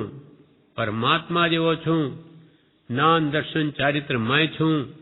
અનંત જ્ઞાન, અનંત દર્શન, અનંત સુખ, અનંત વીર્ય એ તો મારું ધન છે, મારો એનો હું સ્વામી છું. એવા જ આત્માના અનંત ગુણો પોતે પરમાત્મા જેવો છે. સહજ આત્મ સ્વરૂપ છું. સહજ એટલે સ્વાભાવિક આત્માની જે અનંત રિદ્ધિ તે મારું સ્વરૂપ છે. પ્રભુ શ્રી કે આત્મામાં તો રિદ્ધિ સિદ્ધિ લબ્ધિ બધું આત્મામાં છે. બહાર શું છે? આ જીવે કલ્પના કરી છે, સુખ બહાર નથી. કૃપાલ કે હે જીવ ભ્રમામાં તને સત્ય કહું છું, સુખ અંતરમાં છે, બહાર શોધવાથી નહીં મળે. અંતરનું સુખ અંતરની સમશ્રેણીમાં છે. તે થવા બાહ્ય પદાર્થ સંબંધીનું આશ્ચર્ય ભૂલ. પર પદાર્થનું આપણને આશ્ચર્ય લાગે કે આ વસ્તુ કેવી સુંદર, કેવી રીતે બનાવી હશે, પણ એ તો તૂટી જશે, ભાગી જશે. પણ એને એનું મહાત્મ્ય લાગે છે પૂતગલનું. આત્મા અનંત શક્તિમાન છે, જેને લઈને જ આ બધું રમણીય છે. નહીં તો પુરુષ કે આ બધા મળદા છે, આ ઝાડ પાન બધું આત્માને લઈને શોભે. એની રમ્યપણું આત્માનું છે. સુખ ગુણ પણ વેદન કોણ કરે? આત્મા. કે જળને થોડું વેદન છે. પણ આ જીવે અજ્ઞાન વશ પરમાં આવું બધી કલ્પના કરી લીધી છે, એટલે આ જીવ એનો મોહ છૂટતો નથી. એટલે વારંવાર એ ભાવનાઓ એને ભાવ્યથી જ એ વસ્તુ પ્રત્યેની આસક્તિ તૂટશે. એમ આત્મા ભાવના કરતા રાગ દ્વેષનો ક્ષય થાય. ભાવના વારંવાર ભાવું, નિધિધ્યાસન, ચિંતન, મનન, નિધિધ્યાસન, તેથી જે ભાવ આપણા જીવનમાં પરિણમે છે. એટલે કૃપાલદેવ એમ કે છે, હવે તો આ બધું મારું મારું તો કે પૃથ્વી, ધન, સ્ત્રી, પુત્ર આદિ ઘણું કર્યું, પણ હવે તું તેનો બોધ પામ કે જેનાથી તને સમાધિ મરણની પ્રાપ્તિ થાય. સમાધિ આત્મ પરિણામની સ્વસ્થતાને શ્રી તીર્થંકર સમાધિ કહે છે. આત્માના ભાવો આત્મામાં સ્થિર રહે. હમણાં બધું પરમાં જાય છે. સ્વ તો ઓળખ્યો જ નથી આત્માને, તો આત્મ સમાધિ ક્યાંથી પ્રાપ્ત થાય? છતાં એવી ભાવના ભાવે કે હું તો સહજ આત્મ સ્વરૂપ છું, એ સિવાય મારું કંઈ નથી. એ ભાવો જે અંદર અંદર જેમ જેમ ઘૂંટાય છે તેમ દેહાધ્યાસ તૂટે છે અને આત્મભાવ દ્રઢ થતો જાય છે, અને એને સમાધિ મરણમાં કામ આવશે. તેનો તું બોધ પામ. હવે તો એવી સમજ મેળવ કે અંતે તને સમાધિ મરણની પ્રાપ્તિ થાય. કેમ કે એના વગર બધી કરેલી મહેનત ફોક જાય છે. પ્રજ્ઞાબોધમાં સમાધિ મરણના પાઠમાં બ્રહ્મચારીજી આ ભાવને સુંદર રીતે ભણ્યો છે કે માણસ સોનાનું મંદિર બનાવે તો એના ઉપર રત્નનો કળશ શોભે. પથ્થરના મંદિરો બને છે, પથ્થરના આપણે આ મંદિર બન્યું તો એના પર સોનાનો કળશ ચડાવ્યો, પણ સોનાનું જ મંદિર બનાવ્યું હોય તો એના ઉપર રત્નનો કળશ શોભે. તેમ આખી જિંદગી ખૂબ આરાધના, ભક્તિ, સ્વાધ્યાય, સ્મરણ ખૂબ ખૂબ કર્યું હોય, પણ અંત વખતે સમાધિ મરણ ન કરે, આત્માના ભાવો સ્વમાં સ્થિત રાખીને દેહ ત્યાગ ન કરે, પર વસ્તુમાં જ વૃત્તિ એમની એમ દેહ છૂટી જાય, તો એને જ્યાં જ્યાં મોહ હોય ત્યાં જન્મ લેવો પડે. સુંદર ઘર બાંધ્યું અને એમાં સૂતા સૂતા મરણ વખતે જો વૃત્તિ રહી ગઈ તો કે ત્યાં ઘરોલી થઈને ફરવું પડશે. બાગ બગીચામાં બહુ જીવ રાખ્યો તો ત્યાં ડેડકા કે અળસિયા થવું પડશે. એટલે અંત વખતે આપણી વૃત્તિ સ્ત્રી પુત્ર કોઈમાં રીતે એના પેટે અવતાર લેવો પડશે. માણસજી શેઠ આ આપણે બેઠા છીએ, સભામણનું ખાતમુહૂર્ત એમના હાથે જ કરાવેલું પ્રભુશ્રીજીએ. એ પોતે આગલા ભૂમમાં ત્રિકમજી શેઠ હતા અને એમની એક જ પુત્રી કચ્છી હતા, ખેતબાઈ એમની દીકરી. તે ખેતબાઈમાં બહુ જ પ્રેમ, એક જ પુત્રી. એટલે અંતે એ ત્રિકમજી શેઠ મરીને પોતાની પુત્રી ખેતબાઈના પેટે જ અવતર્યા. એ જ માણજી શેઠ. પૂર્વ હવે કૃપાલદેવનો સમાગમ થયેલો. ત્રિકમજી શેઠ હતા ત્યારે વવાણિયા થઈને કચ્છમાં જતા, પેલા નાવડા ચાલતા એમાં થઈને, એટલે ત્યાં કૃપાલદેવનો સમાગમ થયેલો. એટલે અહીંયા પણ હવે એ જ છે, ત્રિકમજી શેઠ જ માણજી શેઠ થયા. એટલે અહીંયા પ્રભુશ્રીનો સમાગમ થયો ત્યારે આ વાત બધી પ્રભુશ્રી સમજાવે છે. અને એમને કૃપાલદેવ પ્રત્યે પરમાત્મા તુલ્ય ભાવ થઈ ગયો, અત્યંત ભક્તિ હતી. એટલે આવી ભાવના જે મંત વખતે જે ભાવ છે તે પ્રમાણે જ જો આયુષ્ય બંધ નહીં પડ્યો હશે તો ત્યારે અંતે તો પડવાનો જ. અને ઉત્તમ ભાવો નહીં હશે તો બધું ફોક જશે. અને ક્યારે બંધ પડશે એ પણ નક્કી નથી.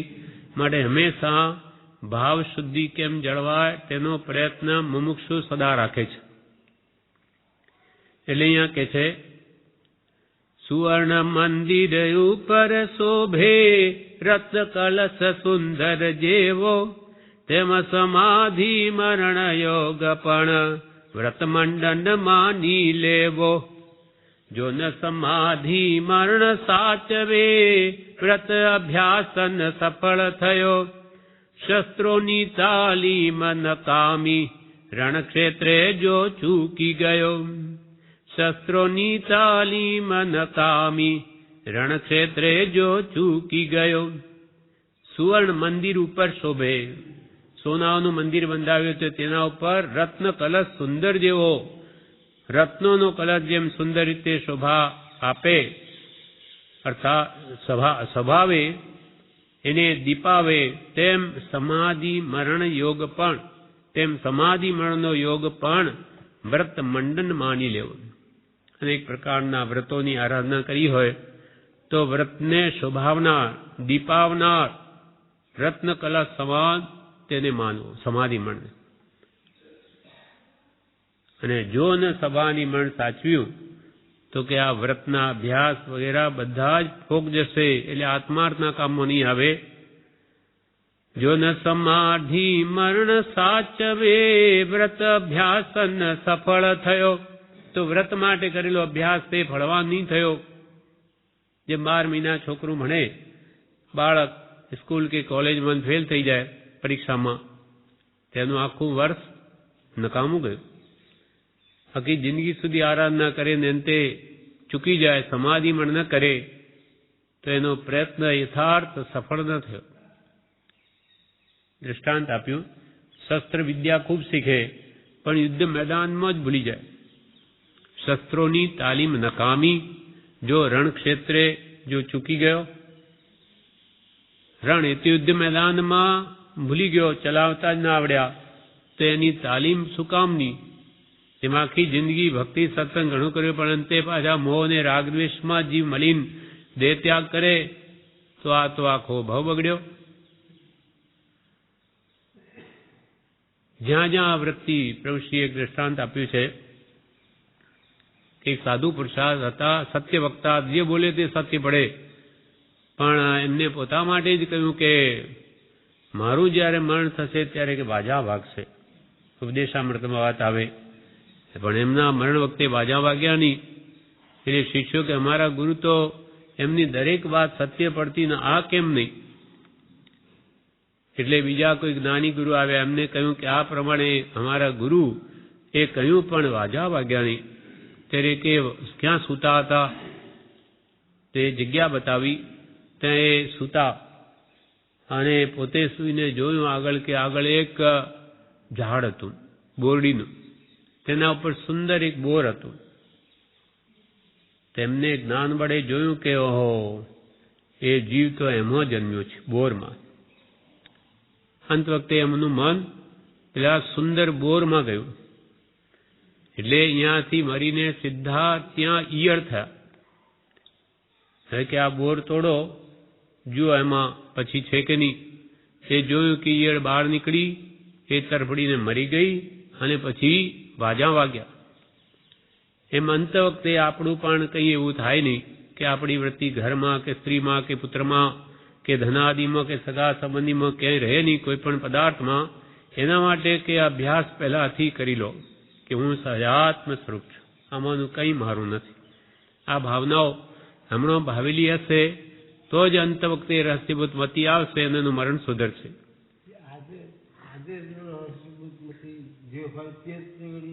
તે જ આવે.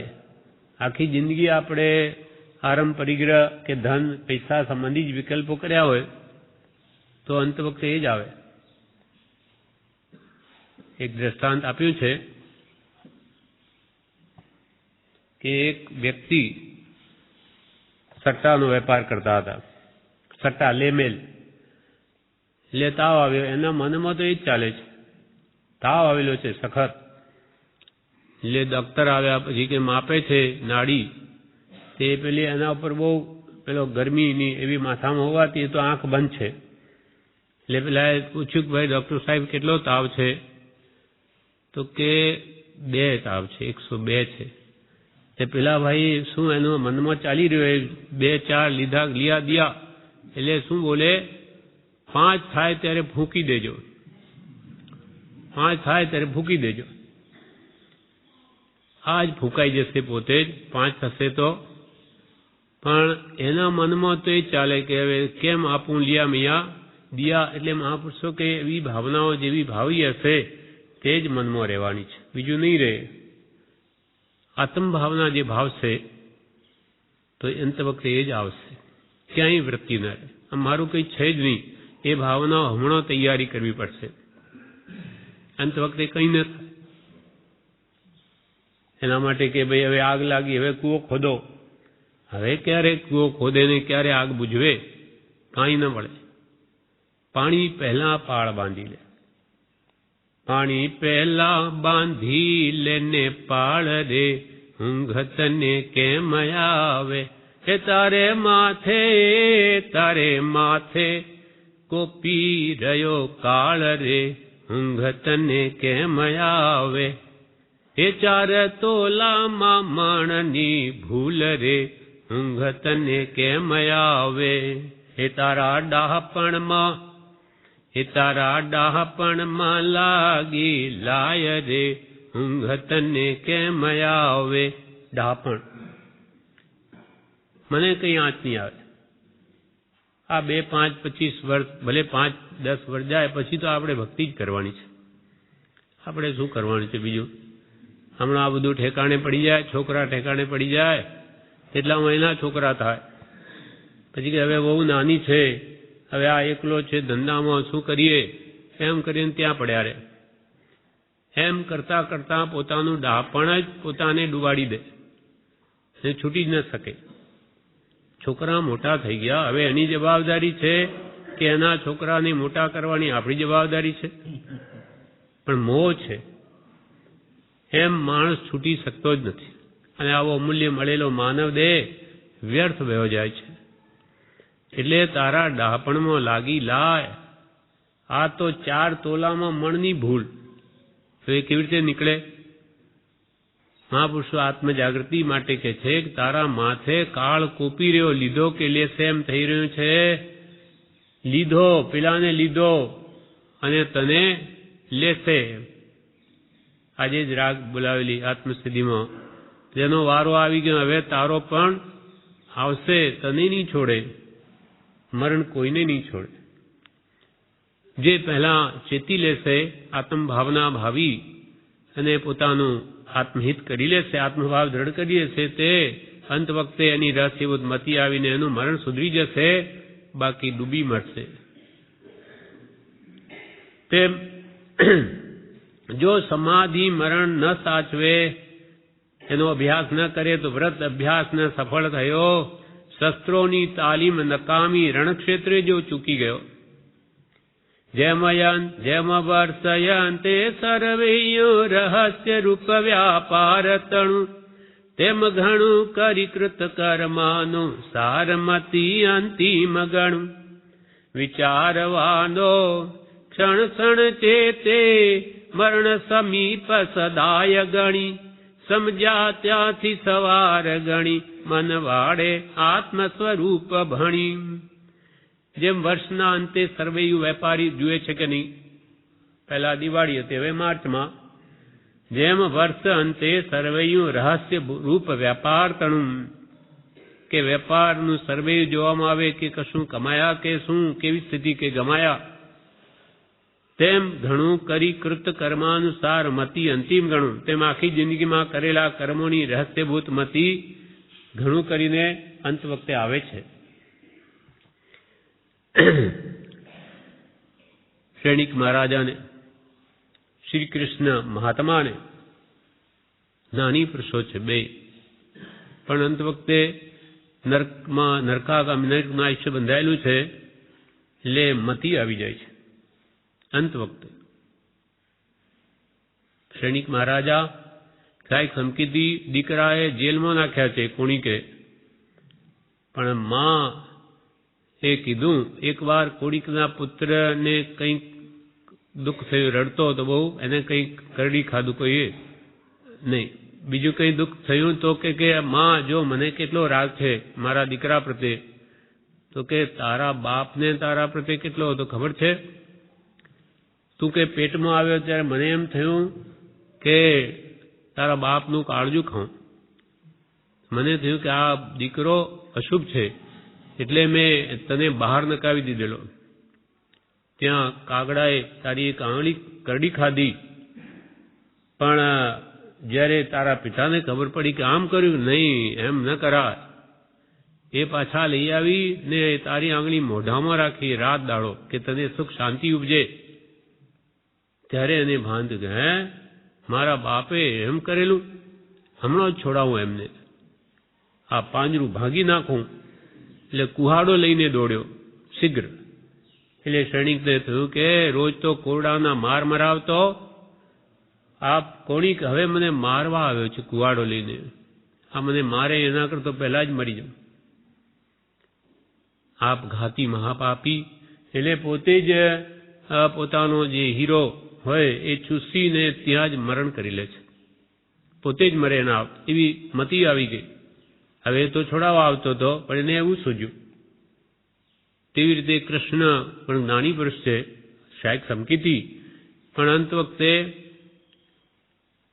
જંગલમાં બધી દ્વારિકા પડી ગઈ. હવે પાંડવો પાસે જાય છે, ત્યાં રસ્તામાં સૂતા છે, પગ ઊંચો છે, ત્યાં બાણ માર્યું જરા કુમારે. હા, એટલે એકદમ અવાજ થયો કે અરે આ કોણ, આ કોનો અવાજ છે, આ તો માણસનો લાગે. નજીક અરે મારો ભાઈ, અરે તમારા માટે તો મેં આ જંગલ વેઠ્યું. ભગવાને કહ્યું જરા કુમારના હાથે તારું મરણ થશે, તો કે મારે રહેવું જ નથી, જંગલમાં રહીશ, મારા હાથે મારો ભાઈ મરે. પણ જે બનનાર છે તે ફરનાર નથી. બાણ વાગ્યું એટલે કૃષ્ણને કેવો ભાવ ઉપજ્યો, બળદેવ પાણી લેવા ગયેલા મોટા ભાઈ, એટલે કે તું જા, જતો રહી હતી, હમણાં બળદેવ આવશે તને મારી નાખશે, તને નહીં જીવતો રાખે, જા. એ જેવો મોકલી દીધો અને પછી આયુષ્ય છૂટવાનો વખત આવ્યો કે રહસ્યભૂત મતિ આવી ગઈ. અને કૃષ્ણને વિચાર આવ્યો કે અરે મારા જેવો બળવાન કોઈ મને યુદ્ધોમાં જીતીને નથી ગયો, અને આ મને મારીને ચાલ્યો ગયો, મને બાણ મારીને એને કેમ જવા દીધો, કેમ મારી નહીં નાખ્યો. બસ એવી પાછી ભાવનાઓ, રૌદ્ર ધ્યાન ઉત્પન્ન થયું અને એમાં મરીને નરકે ગયા. એમ રહસ્યભૂત મતિ આપણી પણ જેવા ભાવો ભાવ્યા હશે તે અંત વખતે આવ્યા વગર નહીં રહે, અને કયા સમયે કયા ટાઈમે કઈ ગતિ બંધાઈ જશે. એટલે હંમેશા સાવચેતી રાખવાની મહાપુરુષોની આજ્ઞા છે. સહયાત્મ સ્વરૂપ પરમ ગુરુ, આ ભાવનાઓ નિરંતર હાલતા ચાલતા ભાવે કે કોઈને વિશેષ કશાયો તીવ્રથી કોઈને વળવું કે માન માયા લોભ કપટ આદિ પણ તીવ્ર ન કરે તો આવા નરક બંધ ન પડે. અનંતાનુબંધી કશાયના ઉદય હોય ને આવા કામો કરતો હોય તો સીધો નરક તો બંધ પડી જાય. અને એ નક્કી નથી, એ તો 2/3 પડે જેટલું આયુષ્ય હોય તેટલું. હવે ક્યારે આવશે એ સમય કોઈ જાણતું નથી, માટે હંમેશા જાગ્રત રહો એમ કહ્યું. અને આત્મ ભાવના ભાવો જે કોઈ કાળે કોઈ ભાવમાં ભાવી નથી, માટે આ ભાવ તો એના માટે જ હો એમ નિર્ણય કરીને યથાશક્તિ સમાધિ મરણ કરવું હોય તો આત્મ ભાવના ભાવો. કઈ આત્મ ભાવના? તો કે સહજાત્મ સ્વરૂપ પરમ ગુરુ, આ આત્મ ભાવના. જેમ વર્ષયંતે સર્વૈયું રહસ્ય રૂપ વ્યાપાર તણું, તેમ ઘણું કરી કૃત કર્માનું સારમતી અંતિમ ગણું. તેમ કરેલા કર્મની અનુસાર મતિ અને અંતિમ સમય આવે છે. તેથી વિચારવાનો તો વિચારવાનો ક્ષણ ક્ષણ ચેતે મરણ સમીપ સદાય ગણી. માટે વિચારવાન પુરુષો તો કેવલ્ય દશા તથા સુધી મૃત્યુને નિત્ય સમીપ જ રાખીને પ્રવર્તે છે, હંમેશા મરણને માથે જ રાખે. અને વૃદ્ધાવસ્થા આવી ગયો હોય તો કૃપાલદેવ શું કહે, જો તું વૃદ્ધ હોય તો મોત ભણી દ્રષ્ટિ કરીને આજના દિવસમાં પ્રવેશ કરજે, કે ભાઈ પાકું પાન છે ક્યારે ખરી જાય, હવે સમય નથી બહુ, એટલે ખૂબ જાગ્રત રહેવું. જોકે જુવાનનું પણ મરણ તો થાય, નિશ્ચિત નથી, પણ વૃદ્ધાવસ્થા આવે તો હવે નક્કી જ છે. હવે આપણે 5-10 વર્ષના મહેમાન, તો વિશેષ એમાં આત્મહિત કરી લેવું. વિચારવાનો ક્ષણ ક્ષણ ચેતે મરણ સમીપ સદાય ગણી, સમજ્યા ત્યાંથી સવાર ગણી મન વાળે આત્મ સ્વરૂપ ભણી. સમજ્યા ત્યાંથી સવાર, જાગ્યા ત્યાંથી સવાર. મોડું થઈ ગયું, મોડો ઉઠ્યો હોય 8-9 વાગે, એમ લાગે કે આજે તો બહુ મોડું જ થઈ ગયું, બહુ મોડું થયું, હવે શું થશે, બહુ મોડું થયું, આમ જ કર્યા કરે. તેથી પાછા 6 વાગવાના છે. હવે કે થયું તે થયું, હવે હમણાંથી જાગ્યા ત્યાંથી સવાર ગણીને કામ કરવાનું શરૂ કર, તો કઈ એનો પાર પણ આવે. એટલે મહાપુરુષો જાગ્યા ત્યાંથી સવાર, ભૂલ્યો ત્યાંથી ફેરગણ. સરવાળો લેતા જોડ કરતા હોય એને ભૂલી જઈએ, હવે તો ભૂલી ગયો, હવે શું કરી, ભૂલી ગયો તો ફેરગણ. એમ તને હવે આત્મજાગૃતિ આવી કે ઓહો બધો સમય ભોગ ચાલ્યો ગયો ને મેં આત્માનું હિત કઈ નહીં કર્યું, તો હમણાંથી જ કર, હમણાં થાય એટલું તો કર, કઈ ચિંતા કરી કઈ વડે નહીં. એટલે મહાપુરુષો કે હવે જાગ્યા ત્યાંથી સવાર, હવે કરવા માંડ, હવે મોડું નહીં કર. કેમ કે કેટલો સમય હાથમાં છે કઈ નક્કી નથી, કાલે મરી જઈએ, આ દેહ છૂટી જાય. મરણ આત્મા તો નથી મરતો, એ મરતો હોય તો કઈ ભાંજગડ જ નથી, પણ એ તો જીવ એનું નામ છે, સદા જીવ જીવ જ કરે. મર્યા દેહ જન્મ્યો દેહ મરે, આત્મા તો અજર અમર અવિનાશી છે, એનો કોઈ કાળે એની ઉત્પત્તિ નથી, માટે નાશ પણ નથી. તેથી પાછું નવો જન્મ લેવો છે. એ નવો જન્મ આપણો નહીં બગડી જાય, એના માટે હવે ઉત્તમ કાર્ય કરો કે જેથી ભવો ભવ આપણા સુધરે અને અંતે મુક્તિ મળે, કે જેથી જન્મ મરણનો ફરી ફેરો રહે નહીં. વિચારવાનો ક્ષણ ક્ષણ ચેતે મરણ સમીપ સદાય ગણી, સમજ્યા ત્યાંથી સવાર ગણી મન વાળે આત્મ સ્વરૂપ ભણી. એટલે આ પ્રમાણે અહીંયા કે છે, તેનો તું બોધ પામ કે જેનાથી સમાધિ મરણની પ્રાપ્તિ થાય, એવી સમજ મેળવ, એવા ભાવો દ્રઢ કર કે જેથી અંતે તારું મરણ સમાધિ મરણ જ થાય. મરણ તો અનંત કાળથી જીવે મરણ કર્યા છે, પણ આત્મા લક્ષ્યપૂર્વક આત્મચિંતનપૂર્વક સ્વરૂપના લક્ષ્ય એકે મરણ કર્યું નથી. એટલે પ્રભુશ્રી જેવા શું કહે કે પ્રભુ તે વખતે અમારી નજીકમાં અમારે જે હોય તે બધાએ આ મંત્રની ધૂનથી આખો ઓરડો ભરી દેવો. કોણ એવો ભાગ્યો હોય કે જેને તે વખતે આ મંત્ર ન રૂચે. સહજાત્મ સ્વરૂપ પરમ, એ સિવાય બીજો કે વિકલ્પ ન જોઈએ. એટલે તો એનો ઉપયોગ ક્યાંય જાય નહીં. સગાવાલાઓ જો આ માર્ગમાં ન હોય તો આપણને આવીને ઉડતું મરણ બગાડી દે. તમને આવું દુઃખ આવી ગયું, ઓહો તમને બહુ તકલીફ થઈ ગઈ, આવું ગમે તેવા આવા વિચારમાં આપણને લઈ જાય. જ્યારે મુમુક્ષુ હોય તો બળ આપે કે આત્મા તો અજર અમર છે, એને ક્યાં મરણ છે, કોઈ ફિકર નહીં. આપણને શરણું મળ્યું, આપણને ધ્યાન મળ્યું, આત્મભાવના આપણે સજાત્મ સ્વરૂપ પરમ લીન રહેવું. થયા કાળ થયા કરે, આવા તો અનંતવાર જન્મ કર્યા ને મર્યા, હવે આપણે શરણાપૂર્વક દેહ ત્યાગ કર્યો, શરણ સહિત એવું બળ આપે. એટલે સમાધિ મરણમાં એવા મુમુક્ષુ આપણને બહુ સહાયરૂપ છે, જે બીજા ના આપી શકે. એટલે સાચા સગા તે આશ્રિત જ છે. બ્રહ્મચારી લખ્યું છે કે સગાઈ સાચી સૃષ્ટિમાં છે સદગુરુની એક, બીજી તેના ભક્તની, બાકી જૂઠી અનેક. નાની કે જ્ઞાનીના આશ્રિત બે મોક્ષ માર્ગમાં, બાકી બધી જૂઠી સગાઈ. એટલે તેનો તું બોધ પામ કે જેનાથી સમાધિ મરણની પ્રાપ્તિ થાય. હવે 12મી કલમમાં પછી કે છે કૃપાલ કે છે કે એકવાર જો સમાધિ મરણ થયું તો સર્વકાળના અસમાધિ મરણ ટળશે.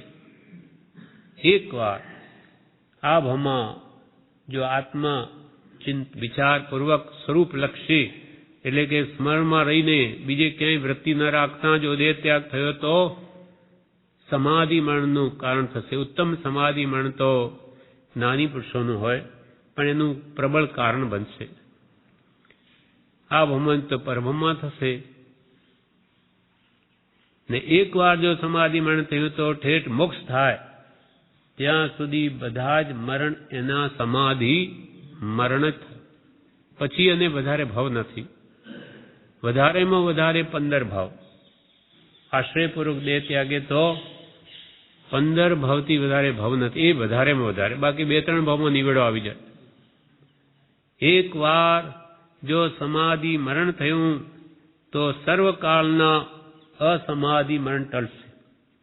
એને પછી જો વધારે 15 ભાવ હોય તો 8 ભાવ મનુષ્યના, 7 ભાવ દેવલોકના, દેવ મનુષ્ય થઈને એ અંતમાં સર્વ કર્મથી મુક્ત થઈ ને મોક્ષે જતો રહે છે. સમાધિ મરણની અદ્ભુત કિંમત છે આપણા માટે.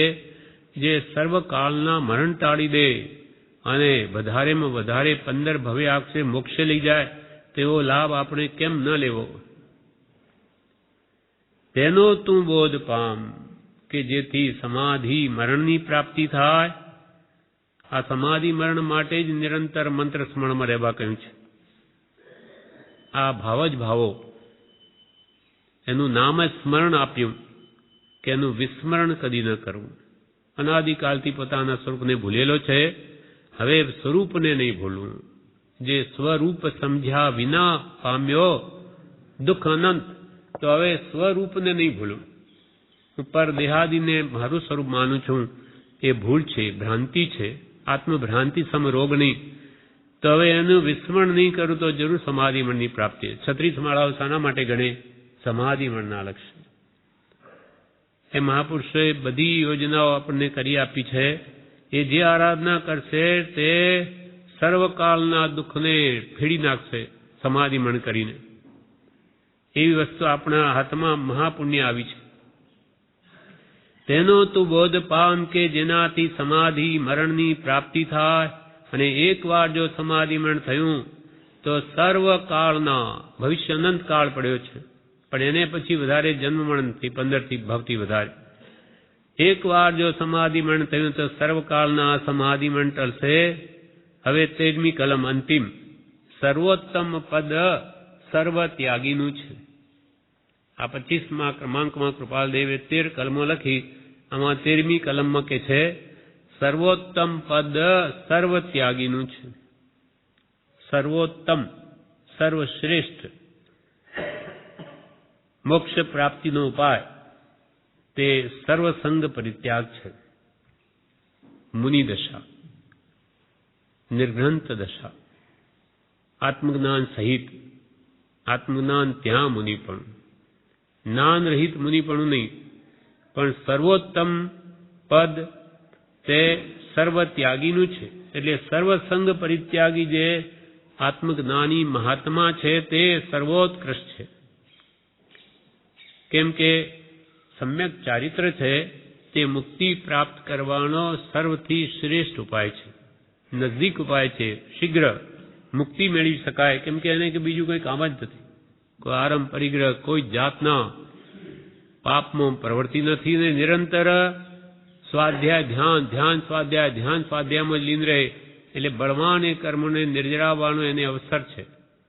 પણ જ્ઞાન સહિત હોય તો કા જ્ઞાનીને આશ્રિત હોય, જ્ઞાની હોય હાજર, અને એના કહેવાથી દીક્ષા લીધી હોય, ભલે પોતે જ્ઞાની ન હોય તો પણ એ કાર્યકારી થાય છે, કાં પોતે આત્મજ્ઞાની થયો હોય તો, નહીં તો દીક્ષા ફળીભૂત થતી નથી.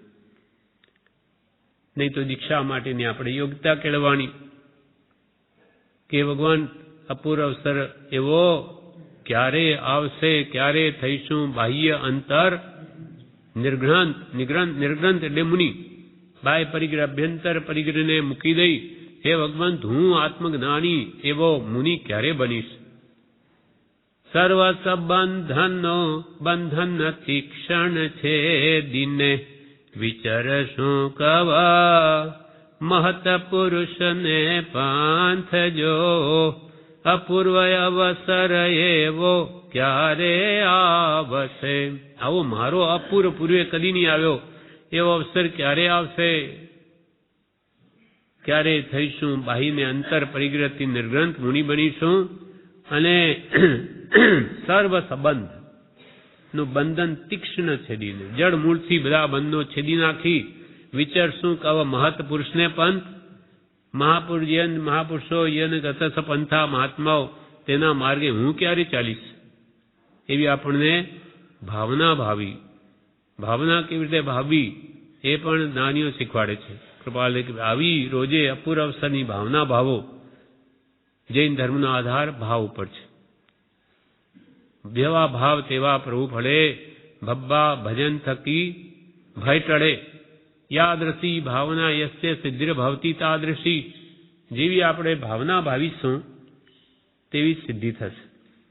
આત્મ ભાવના ભાવીશું તો આત્માની સિદ્ધિ થશે. સંસારની ભાવના તો આપણે રોજે ભાવીએ છે તો સંસાર વધી જ રહ્યો છે, જન્મ વધે જ છે. હવે એનાથી વિપરીત આત્માની ભાવના ભાવશે તો આત્માની કલ્યાણ થશે. જ્યાં જ્યાં આપણો પ્રેમ ત્યાં ત્યાં જન્મ, સંસાર પ્રત્યે રાગ તો ફરી તને સંસાર મળશે. હવે આત્મા પ્રત્યે પ્રેમ જાગે, એના ગુણો પ્રત્યે, તો આત્મશુદ્ધિ થશે, આત્મપ્રાપ્તિ થશે, આત્માની સિદ્ધિ થશે. એટલે કૃપાલદેવે આ પત્રમાં 25માં 13મી કલમ સર્વોત્તમ પદ સર્વ ત્યાગીનું છે. આ પ્રમાણે 25મા ક્રમાંકમાં 13 કલમો પૂરી થઈ. વિશેષ આગળનો 26મો ક્રમાંક તે આવતીકાલે.